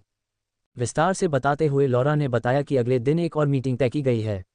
उसने स्पष्ट रूप से तो नहीं कहा, लेकिन टेबल के चारों ओर बैठे सभी लोग समझ गए कि इसका मतलब है कि वह कम से कम एक दिन और उनके साथ रहेगी। जूलिया, जो हमेशा बहुत दोस्ताना और स्वागत करने वाली थी, बोली, लॉरा, अगर तुम इच्छुक हो तो मैं तुम्हें कल एज्योर सिटी दिखा सकती हूँ। क्या ये ठीक रहेगा? लॉरा ने पूछा। मेरा मतलब है, क्या आपके पास संभालने के लिए कोई और काम नहीं है? इस बारे में चिंता मत करो, जूलिया ने मुस्कुराते हुए उसे आश्वस्त किया। मैंने कल एक दिन की छुट्टी लेने का फैसला किया है। जब मैं दूर रहूंगी तो मेरी बहन पैगी सब कुछ संभाल सकती है। जूलिया की उदारता से प्रभावित होकर लॉरा ने सहमति में सिर हिलाया। एलिसिया की ओर मुड़ते हुए जूलिया ने पूछा, आप कैसी हैं एलिसिया? क्या आप भी साथ आना चाहेंगी? एलिसिया के चेहरे पर अफसोस का भाव था। काश मैं भी आपके साथ आ पाती, लेकिन मुझे अपने गोदामों में से एक का दौरा करना है। हाल ही में वहाँ कुछ समस्याएं हुई हैं। इसके अलावा मैं अपने व्यवसाय का विस्तार करने की भी योजना बना रही हूँ और मुझे नहीं लगता कि यह ऐसा कुछ है जिसे मैं अभी अपने कर्मचारियों पर छोड़ सकती हूँ। इसलिए मुझे मना करना होगा। हालांकि आप दोनों को अच्छा समय बिताना चाहिए। लॉरा ने जूलिया और एलिसिया के बीच बातचीत को ध्यान से सुना। वह उनके बीच मौजूद गर्मजोशी भरे बहन जैसे रिश्ते पर आश्चर्यचकित हुए बिना नहीं रह सकी। एक ही आदमी से सगाई होने के बावजूद उनके बीच ईर्ष्या या प्रतिस्पर्धा का कोई संकेत नहीं था। वे असली बहनों की तरह व्यवहार करती थीं, एक दूसरे का समर्थन करती थीं और अपने जीवन को खुलकर साझा करती थीं। जब से वह उनके साथ रहने के लिए आई थी, तब से इसने लॉरा का ध्यान आकर्षित किया था और उसे यह वास्तव में उल्लेखनीय लगा। वाह, आदित्य के मंगेतर एक दूसरे से कितने अलग हैं, लॉरा ने टेबल के चारों ओर देखते हुए खुद से सोचा। जूलिया एक बहुत अच्छी और देखभाल करने वाली बड़ी बहन की तरह है जो हमेशा सभी का ख्याल रखती है। वह गोंद की तरह है जो परिवार को एक साथ रखती है। फिर एलिसिया है, वह वास्तव में स्मार्ट, दयालु है और कभी कभी लोगों का मजाक उड़ाना पसंद करती है, खासकर रिया का। उन्हें मूर्खतापूर्ण चीज़ों के बारे में बहस करते देखना बहुत मज़ेदार है। उनकी चंचल नोकझोंक सभी का मनोरंजन करती है। और रिया, उसने अपने भीतरी संवाद को जारी रखा, वह आदित्य के प्रति थोड़ी जुनूनी है, लेकिन वह बहुत दयालु भी है और हमेशा सभी के हित के बारे में सोचती है। लारा की कहानी अलग है। वह वाकई शर्मीली है और ज़्यादा बात नहीं करती, लेकिन जब करती है तो ईमानदारी से बात करती है। ये प्यारा है। रोटी और नाटक के साथ वह कभी कभी बर्तन को हिलाना भी पसंद करती है। बस 10:48। यहाँ चीज़ों को रोमांचक बनाए रखने के लिए साशा के लिए वह बाहर से थोड़ी अलग और सख्त लग सकती है, लेकिन उसका दिल अच्छा है। वह बस थोड़ी सतर्क है, बस इतना ही। लिलित, जो उसकी माँ है, बिल्कुल इसके विपरीत है। वह चतुर है, लोगों को चिढ़ाना पसंद करती है और उसके बारे में एक परिपक्व तरीका है। ये देखते हुए कि वह एक सिक्कुबस है, उसके पास एक चंचल, थोड़ा शरारती पक्ष भी है जो समूह में एक चिंगारी जोड़ता है। आखिरी लेकिन सबसे महत्वपूर्ण बात सिल्वी है। वह एक डार्क एल्फ है जो रोटी और ड्रामा से जुनूनी है। वह कभी कभी बर्तन में हलचल मचाना भी पसंद करती है, बस यहाँ चीज़ों को रोमांचक बनाए रखने के लिए। उनमें से हर एक बहुत अनोखा है, लॉरा ने कहा। यह वाकई आश्चर्यजनक है कि कैसे वे सभी कुछ अलग लेकर आते हैं, फिर भी वे एक दूसरे के साथ इतने अच्छे से रहते हैं। यह इस परिवार को वाकई खास बनाता है। लॉरा, क्या तुम एम्बर से नहीं मिली हो? जूलिया ने पूछा। जूलिया ने अभी अभी एक ऐसे नाम का जिक्र किया है जिसे मैं यहाँ आने के बाद से काफ़ी सुन रही हूँ। एम्बर, लॉरा ने अपने आप में सोचा और अपना सिर हिलाया। नहीं, मुझे अभी तक उससे मिलने का मौका नहीं मिला है, उसने जूलिया को जवाब दिया। उसने देखा था कि लड़कियों की बातचीत के दौरान एम्बर का नाम बार बार आता रहता था। ये स्पष्ट था कि एम्बर का इस परिवार में एक खास स्थान था जिसका जिक्र इतनी बार किया जाता था। सबसे पहले हम आपको उससे मिलवाएंगे, जूलिया ने कहा। उसकी आंखें चमक उठीं। एम्बर वाकई एक अच्छी इंसान है और मुझे पूरा यकीन है कि आप उसे बहुत पसंद करेंगे। वह एज्योर सिटी को अंदर और बाहर से जानती है, इसलिए वह हमें एक बेहतरीन टूर करा सकती है। जूलिया ने बताया कि एम्बर न केवल उसकी सबसे अच्छी दोस्त थी, बल्कि स्टारिन साम्राज्य में उच्च पदस्थ जनरलों में से एक थी। तो एम्बर एक जनरल है और वह जूलिया की करीबी दोस्त है। मैं उससे मिलने के लिए इंतजार नहीं कर सकती, लॉरा ने उत्साह और जिज्ञासा की भावना महसूस करते हुए सोचा। ठीक है, मुझे अच्छा लगता है, उसने सहमति में अपना सिर हिलाते हुए कहा। वह इस व्यक्ति से मिलने के लिए उत्सुक थी जो जूलिया और परिवार के बाकी लोगों के लिए बहुत महत्वपूर्ण लग रहा था। वह स्टारिन साम्राज्य में अपने समय का आनंद उससे कहीं ज्यादा ले रही थी जितना उसने शुरू में सोचा था। अगर उसे पता होता कि उसे यहाँ इतना मजा आएगा, तो वह स्टारिन साम्राज्य में बहुत पहले आ जाती। पाव का अंत अंडरस्कोर योजक चिन्ह answer and get a chance to win exciting answer and get a chance to win exciting reel stars Pub future द्वारा विज्ञापन। अगले दिन अंडरस्कोर बैठक कक्ष में काफी बदलाव आया। कल के विपरीत, जब बैठक शुरू करने के लिए केवल 3 सदस्य मौजूद थे, आज लॉरा भी मौजूद थी, जिससे व्यवस्था में चौथी सीट जुड़ गई। तो स्टारिन साम्राज्य का सुझाव है कि हम थेरा साम्राज्य और स्टॉर्म आइल राजवंश को अपनी टीम में शामिल होने दें। कोई इसके खिलाफ है? आदित्य ने विषय को सामने रखा। अगर एक भी व्यक्ति ने ना कहा तो पूरा विचार वहीं खत्म हो जाएगा। डेक्स्टन ने अपनी छाती पर हाथ रखकर जल्दी से कहा, एक डोमिनियन एम्पायर को इससे कोई परेशानी नहीं है। वे कल ही इस विषय पर चर्चा कर चुके थे, इसलिए यह वास्तव में आदित्य द्वारा यह सुनिश्चित करना था कि आखिरी बार सभी एक ही पृष्ठ पर हों। ये किसी और चीज़ से ज़्यादा आधिकारिक चरणों से गुजरने के बारे में था। एडन भी उसके ठीक पीछे आ गया, उसने अपना सिर हिलाया और कहा, मुझे भी इसमें कोई दिक्कत नहीं है। फिर सबकी नज़रें कमरे में आई नई सदस्य लॉरा पर टिक गईं। और लॉरा, तुम्हारा क्या ख्याल है? आदित्य ने पूछा। लॉरा ने बिना किसी हिचकिचाहट के कहा, मुझे इसमें कोई समस्या नहीं दिखती। पिछली बार आदित्य से जो कुछ उसने सुना था, उससे ऐसा लग रहा था कि दोनों राज्य लंबे समय से स्टारिन साम्राज्य के सहयोगी थे और आदित्य दोनों राज्यों के शासकों पर बहुत भरोसा करता था, इसलिए उसे उनसे कोई समस्या नहीं थी। सभी की सहमति के बाद आदित्य ने निष्कर्ष निकाला, बहुत बढ़िया, अब हम सब एक ही पृष्ठ पर हैं। थेरा किंगडम और स्टॉर्म आइल राजवंश आधिकारिक तौर पर हमारे साथ शामिल होंगे। हमारा गठबंधन और भी मजबूत हो गया है। उसने बाद वाली बात चेहरे पर मुस्कान के साथ कही। थेरा किंगडम से चार्ल्स और रेन कमरे में आए, उनके पीछे पीछे स्टॉर्म आइल राजवंश की शासक सोफिया डेविस भी आई। सोफिया ने अपना चेहरा घूंघट के पीछे छिपाए रखने का फैसला किया। कमरे में, जहां मूल रूप से उपस्थित लोगों के लिए केवल 4 कुर्सियां थीं, अब नए प्रवेशकों को समायोजित करने के लिए 2 और कुर्सियां थीं। चार्ल्स थेरा साम्राज्य के राजा हुआ करते थे, लेकिन उन्होंने पद छोड़ दिया था। अपनी बेटी इसाबेला के रेन से विवाह करने के बाद रेन ने नए राजा के रूप में पदभार संभाला। भले ही चार्ल्स अब राजा नहीं थे, लेकिन वे रेन को अच्छे विकल्प चुनने में मदद करने के लिए अपने वर्षों के ज्ञान की पेशकश करके राज्य को चलाने में शामिल रहे। आज उनके लिए एक बड़ा दिन था। इस गठबंधन में शामिल होना एक बड़ा कदम था, खासकर उनके जैसे छोटे राज्य के लिए। इसलिए चार्ल्स ने फैसला किया कि उनका यहाँ होना काफी महत्वपूर्ण है। थेरा साम्राज्य पर किसी अन्य राज्य या साम्राज्य का कब्जा न होने का एकमात्र कारण ये था कि आदित्य के नेतृत्व वाला इस्टारिन साम्राज्य उनका रक्षक था। शुरू से ही आदित्य ने थेरा साम्राज्य के साथ अच्छे संबंध बनाए रखने का ध्यान रखा। जब भी वे मुश्किल में पड़ते तो वह उनकी मदद के लिए पैसे भी भेजता था। ये कहना सुरक्षित था कि दोनों राज्यों के नेता सिर्फ औपचारिक सहयोगी नहीं थे, वे घनिष्ठ मित्र थे। बैठक कक्ष के दरवाजे बंद होने के बाद एक लंबी चर्चा शुरू हुई। मेज के चारों ओर बैठे शासकों ने कई महत्वपूर्ण विषयों पर बात की। आदित्य के मार्गदर्शन में जिन्होंने नेतृत्व किया, उन्होंने अपने एजेंडे को बहुत आसानी से पूरा किया। उन्होंने सभी ने विचार साझा किए और बारी बारी से बात की, एक दूसरे के बिंदुओं के प्रति सम्मान और ध्यान दिखाया। सबसे पहले उन्होंने नए नियमों के बारे में बात की जो उनके गठबंधन को नियंत्रित करना चाहिए। उन्होंने चर्चा की कि कैसे सुनिश्चित किया जाए कि हर कोई निष्पक्ष खेले और उनके बीच आने वाली किसी भी असहमति को कैसे हल किया जाए। वे एक समिति बनाने पर सहमत हुए जो इन मुद्दों पर गौर करेगी, ये सुनिश्चित करेगी कि निष्पक्षता बरकरार रहे। इसके बाद उन्होंने अपना ध्यान व्यापार की ओर लगाया। सभी ने सोचा कि अपने राज्यों और साम्राज्यों के बीच आने जाने वाले सामानों पर कर कम करना एक अच्छा विचार है। ऐसा करके वे सभी लाभ उठा सकते हैं और अपने नागरिकों को सस्ते सामान से खुश कर सकते हैं। सुरक्षा और रक्षा पर अगला मुद्दा था। उन्होंने संयुक्त सेना बनाने और किसी भी बाहरी खतरे से बचाव के लिए संसाधनों को साझा करने पर चर्चा की। प्रत्येक नेता ने सेना और हथियार देने पर सहमति जताई और उन्होंने साझा रक्षा के लिए रणनीतियों पर चर्चा की। उन्होंने शिक्षा और स्वास्थ्य सेवा जैसी सामाजिक नीतियों पर भी चर्चा की। प्रत्येक शासक ने साझा किया कि उनके देश में क्या काम कर रहा था और क्या नहीं। उन्होंने इन क्षेत्रों में एक दूसरे की मदद करने के तरीके खोजे। हो सकता है कि एक राज्य के पास गणित पढ़ाने का बढ़िया तरीका हो, जबकि दूसरे ने चिकित्सा सेवा प्रदान करने का सस्ता तरीका निकाला हो। उन्होंने एक दूसरे से सीखने और इन सफल नीतियों को साझा करने की योजना बनाई। अंत में उन्होंने जनसंपर्क के बारे में बात की। वे अपने नागरिकों को इस गठबंधन के बारे में कैसे बताएंगे और यह सुनिश्चित करेंगे कि हर कोई इसके लाभों को समझे। उन्होंने सार्वजनिक घोषणाओं और शैक्षिकी कार्यक्रमों की एक श्रृंखला पर निर्णय लिया। कुल मिलाकर बैठक लंबी लेकिन उत्पादक रही। आदित्य के नेतृत्व में बातचीत के दौरान वे काफी हद तक मुद्दों पर चर्चा करने में सफल रहे। बैठक समाप्त होने तक सभी को लगा कि उन्होंने अच्छी प्रगति की है और वे एक मजबूत और प्रभावी गठबंधन की राह पर हैं। योजक चिन्ह योजक चिन्ह योजक चिन्ह योजक चिन्ह योजक चिन्ह योजक चिन्ह योजक चिन्ह योजक चिन्ह योजक चिन्ह योजक चिन्ह योजक चिन्ह योजक चिन्ह योजक चिन्ह योजक चिन्ह योजक चिन्ह योजक चिन्ह। वास्तव में उन सभी को बहुत बहुत धन्यवाद जिन्होंने बहुमूल्य गोल्डन टिकट के साथ समर्थन भेजा है। मुझे उम्मीद है कि हम इसे जारी रख पाएंगे। Answer and get a chance to win exciting. Answer and get a chance to win exciting.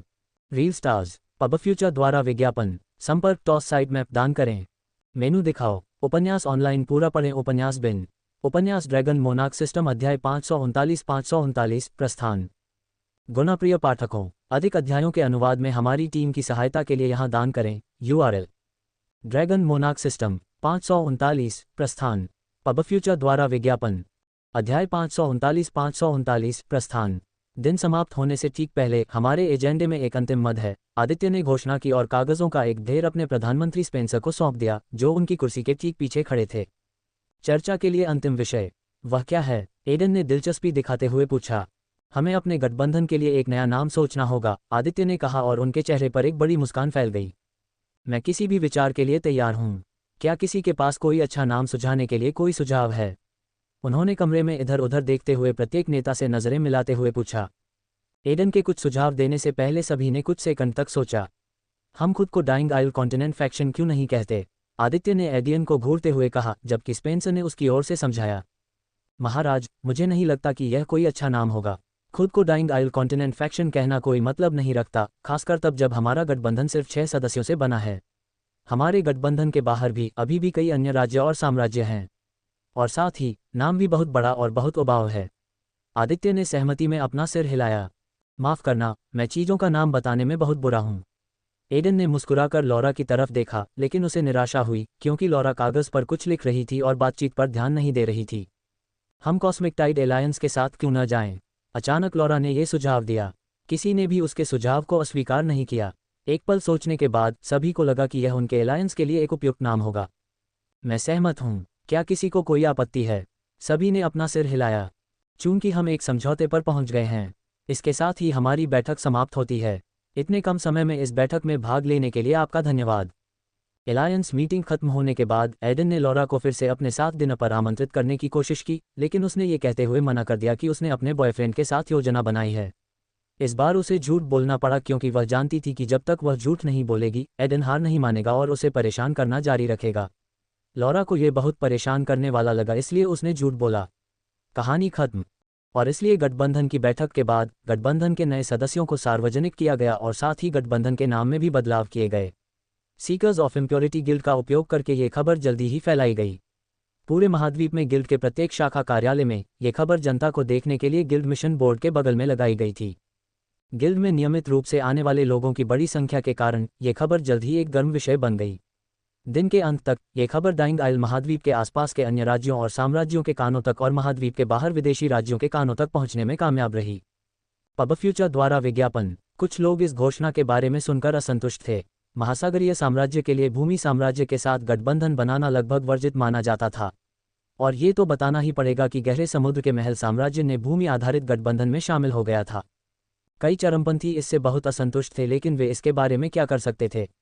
इस्तारिन साम्राज्य से लड़ें या कॉस्मिक टाइड एलायंस से लड़ें, दोनों ही विकल्प उनके पूर्ण विनाश की ओर ले जाएंगे। अब तक 6 महाद्वीपों में इस्तारिन साम्राज्य की ताकत जगजाहिर हो चुकी थी। साम्राज्य को एक कारण से साम्राज्यों का कब्रिस्तान कहा जाता है, और अगर वे मूर्खतापूर्वक प्रत्यक्ष या अप्रत्यक्ष तरीकों से साम्राज्य पर हमला करते तो ड्रैगन सम्राट खुद उनके पीछे पड़ जाता। ड्रैगन सम्राट एक ऐसी विपत्ति थी जिससे हर कोई किसी भी कीमत पर बचना चाहता था।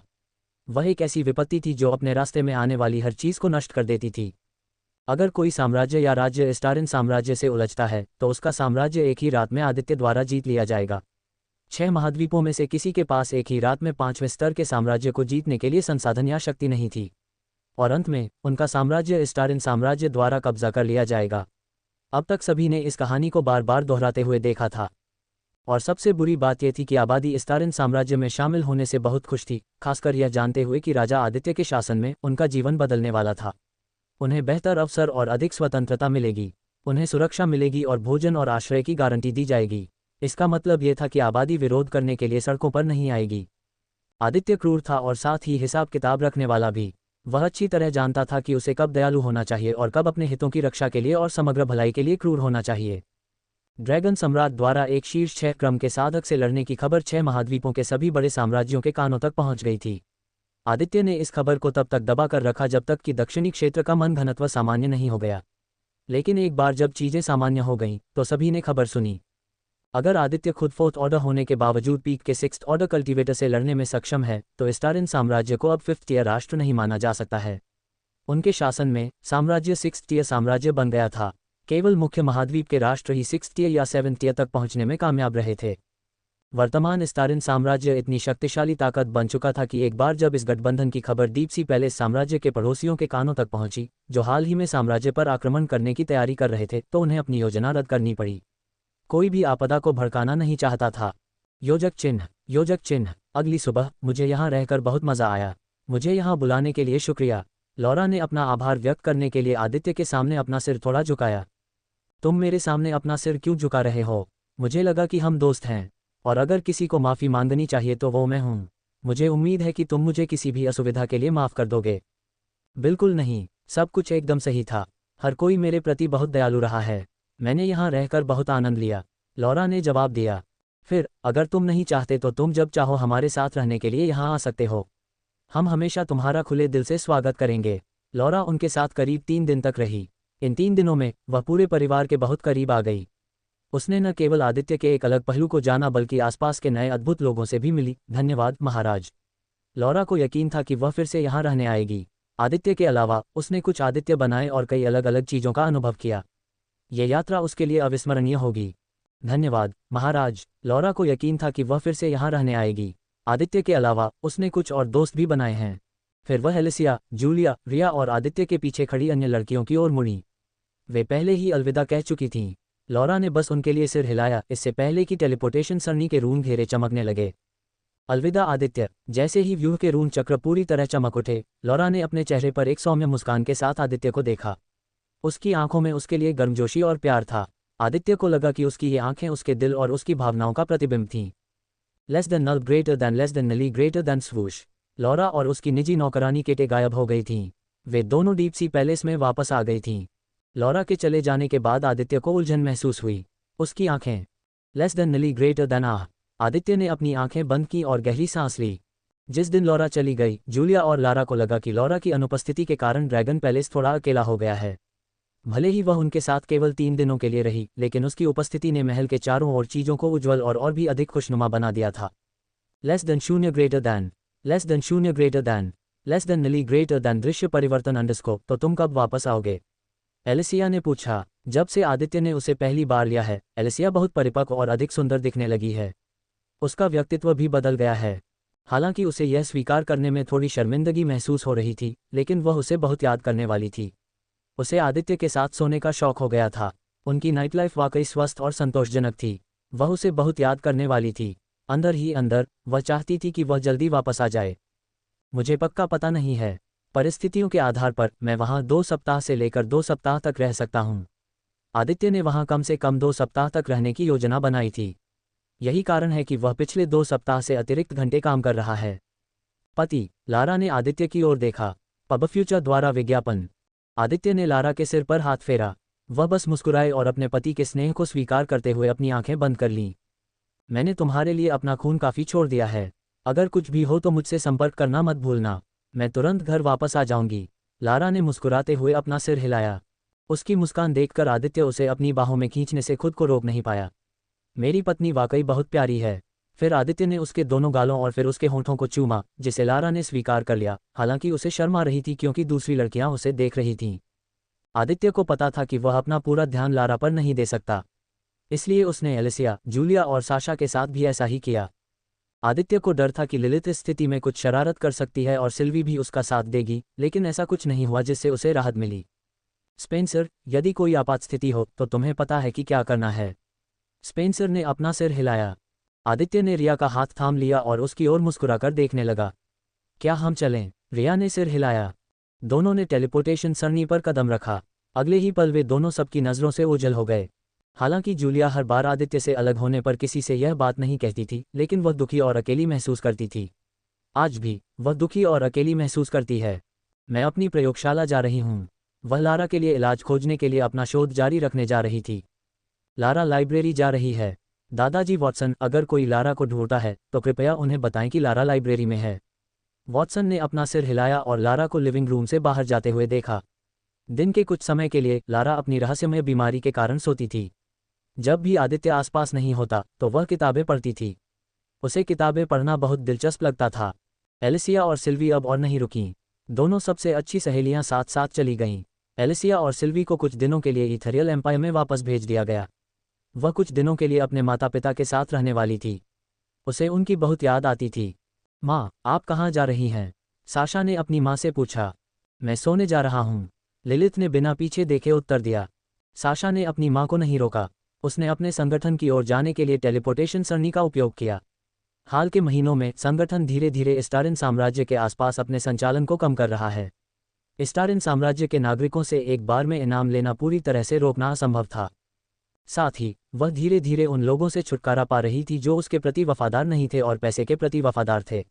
एक बार जब वे संगठन से हटा दिए गए तो पूरा संगठन डाइंग आइल महाद्वीप में अपना संचालन पूरी तरह से बंद कर देगा। साशा अपनी इस जिंदगी से थक चुकी थी।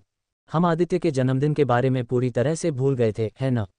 वाटसन को अचानक आदित्य की जन्मदिन पार्टी की याद आ गई जो चर्च के कारण स्थगित कर दी गई थी। मुझे लगता है कि हमने ऐसा किया। हम इतने व्यस्त थे कि यह मामला हमारे दिमाग से पूरी तरह से भूल गया था।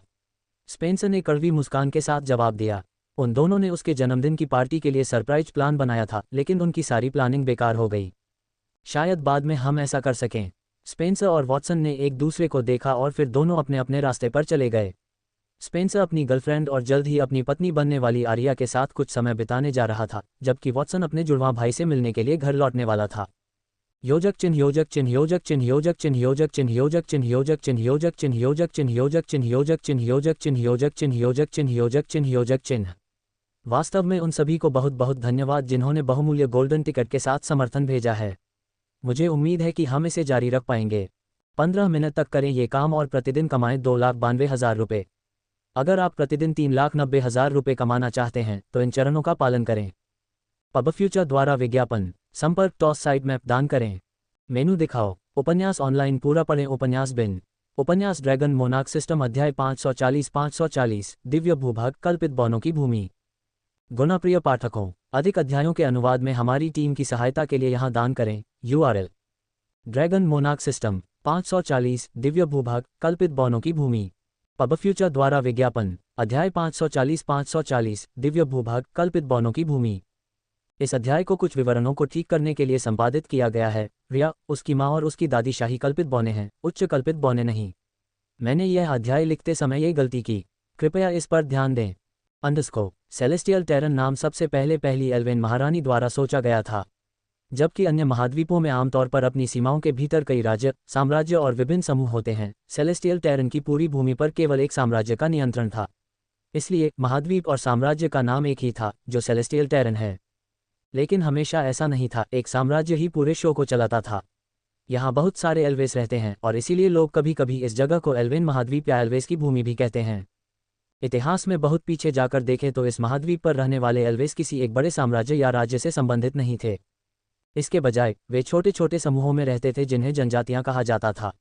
कुल मिलाकर पूरे देश में 10,000 से ज़्यादा अलग अलग जनजातियां फैली हुई थीं, और इन जनजातियों के पारिवारिक जीवन के बारे में अलग अलग नियम थे।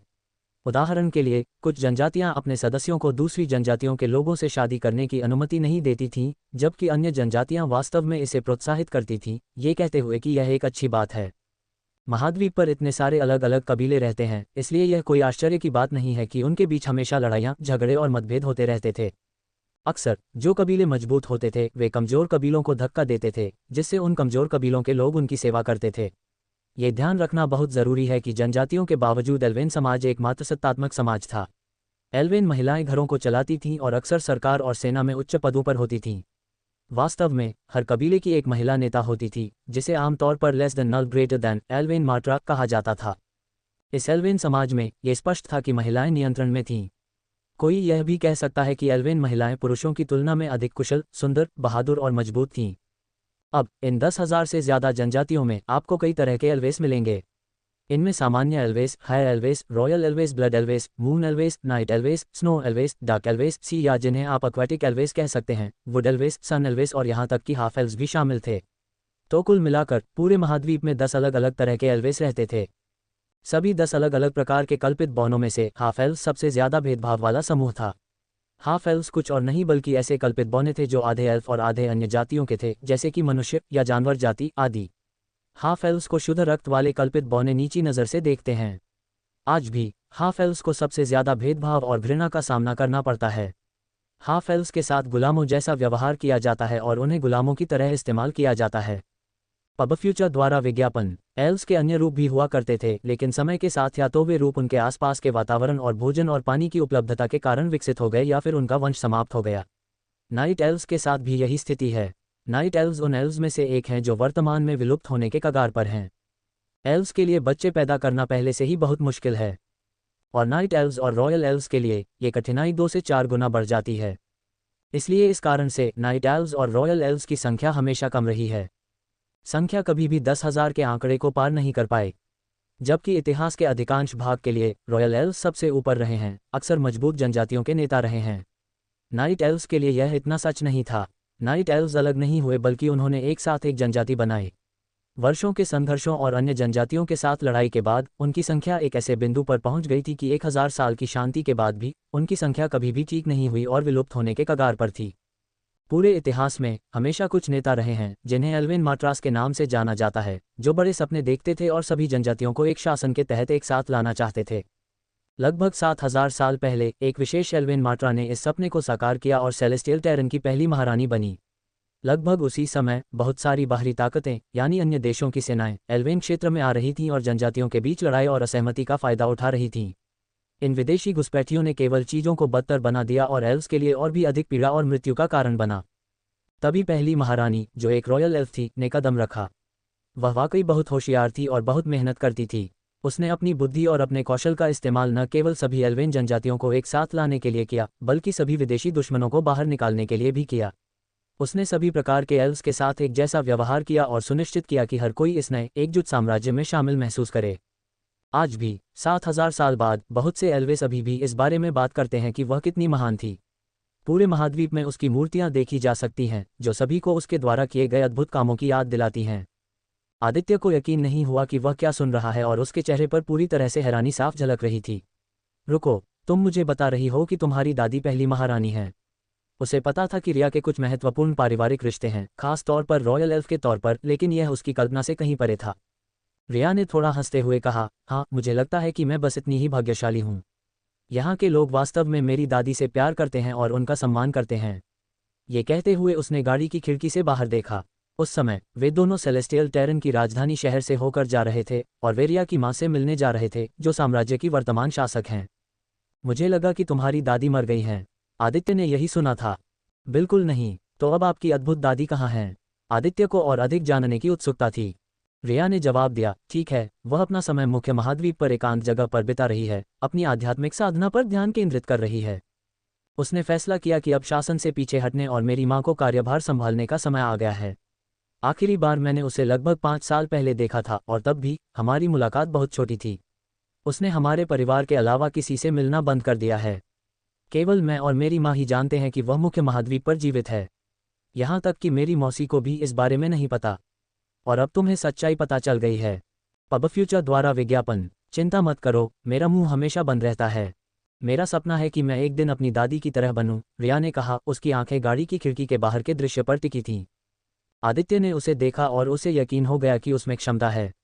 मुझे कोई संदेह नहीं है कि तुम अपनी दादी से भी ज्यादा अद्भुत व्यक्ति बनोगी, उसने गर्मजोशी से कहा। वह जानता था कि रिया वाकई एक खास इंसान थी। वह दयालु, मृदुभाषी और कभी कभी थोड़ी शरारती भी थी। कुल मिलाकर वह बस अद्भुत थी। रिया ने हंसते हुए जवाब दिया, तारीफ के लिए धन्यवाद। विषय बदलते हुए उसने आगे कहा, आप जानते हैं, मेरी दादी वास्तव में लंबे समय तक यहाँ प्रभारी थी, लगभग 6000 साल तक। और जब उन्होंने पहली बार सभी को एक साथ लाकर एक बड़ा साम्राज्य बनाया तो उन्होंने कुछ बड़े बदलाव किए। सबसे पहले उन्होंने जो काम किया वह था यहाँ आने वाले अलग अलग जगहों के लोगों की संख्या को कम करना। उन्होंने इस बारे में भी नियम बनाए कि हमारी भूमि में क्या भेजा जा सकता है और क्या नहीं। कल्पित बौने खुद को अलग रखना पसंद करते हैं और इसलिए हम वास्तव में अजनबियों को पसंद नहीं करते हैं। यही कारण है कि जब आप सड़क पर होते हैं तो आप देखेंगे कि यहाँ दूसरी जगहों से बहुत से लोग नहीं हैं। यहाँ ज्यादातर कल्पित बौने ही हैं। रिया ने जो कहा वह वास्तव में आदित्य ने अब तक जो देखा था उससे मेल खाता था। जब वे शहर से गुजर रहे थे तो उसने देखा कि वहाँ बहुत कम लोग थे जो कल्पित बौनों से अलग दिखते थे। ये कल्पित बौनों के चेहरों का एक समुद्र था और केवल कुछ ही संख्या में मनुष्य या अन्य जातियों के सदस्य दिखाई दे रहे थे। क्या बाहरी लोगों को घर में न आने देने के नियम मुझ पर भी लागू होते हैं? आदित्य ने हल्के और मजाकिया लहजे में पूछा। बिल्कुल नहीं, रिया ने तुरंत कहा, अपनी बात पर जोर देने के लिए उसकी आवाज़ पहले से थोड़ी ऊंची थी। आदित्य ने धीरे से उसके गाल पर चुटकी काटी और फिर जोर से हंसने लगा। मैं तो बस मजाक कर रहा था, तुम्हें पता है।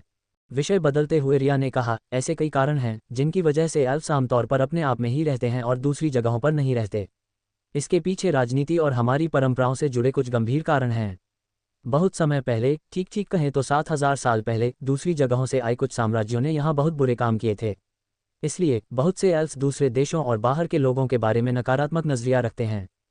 देखो, हम कल्पित प्राणी पृथ्वी और प्राकृतिक चीज़ों से प्यार करते हैं।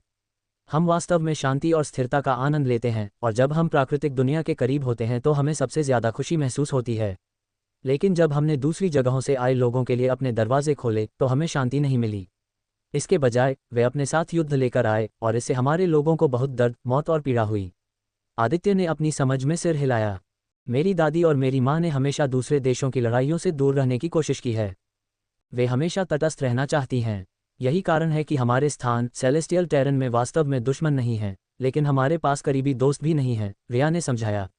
आपका साम्राज्य, स्टारिन साम्राज्य, वास्तव में पहला ऐसा साम्राज्य हो सकता है जिसे हमसे किसी भी तरह की मदद मिली हो। हमने उस बड़े युद्ध की शुरुआत में आप लोगों की मदद की थी, जिसे वे गुटों की लड़ाई कहते हैं। आदित्य जानता था कि अप्रत्यक्ष मदद की पेशकश का एकमात्र कारण रिया थी। स्पष्टीकरण के लिए, गुटों की लड़ाई एक बहुत बड़ा युद्ध था जिसमें ऑरेकल एलायंस ने एक ऐसे समूह के खिलाफ लड़ाई लड़ी जो हाल ही में सहयोगी बना था। यह नया समूह स्टारिन साम्राज्य, इको डोमिनियन साम्राज्य और हेफेस्ट साम्राज्य से बना था। योजक चिन्ह योजक चिन्ह योजक चिन्ह योजक चिन्ह योजक चिन्ह योजक चिन्ह योजक चिन्ह योजक चिन्ह योजक चिन्ह योजक चिन्ह योजक चिन्ह योजक चिन्ह योजक चिन्ह योजक चिन्ह योजक चिन्ह योजक चिन्ह। वास्तव में उन सभी को बहुत बहुत धन्यवाद जिन्होंने बहुमूल्य गोल्डन टिकट के साथ समर्थन भेजा है। मुझे उम्मीद है कि हम इसे जारी रख पाएंगे। पब फ्यूचर द्वारा विज्ञापन संपर्क टॉस साइट मैप दान करें। 15 मिनट तक करें ये काम और प्रतिदिन कमाएं 2,92,000 रुपये। अगर आप प्रतिदिन 3,90,000 रुपये कमाना चाहते हैं तो इन चरणों का पालन करें। पब फ्यूचर द्वारा विज्ञापन संपर्क टॉस साइट मैप दान करें। संपर्क टॉस साइट मैप दान करें।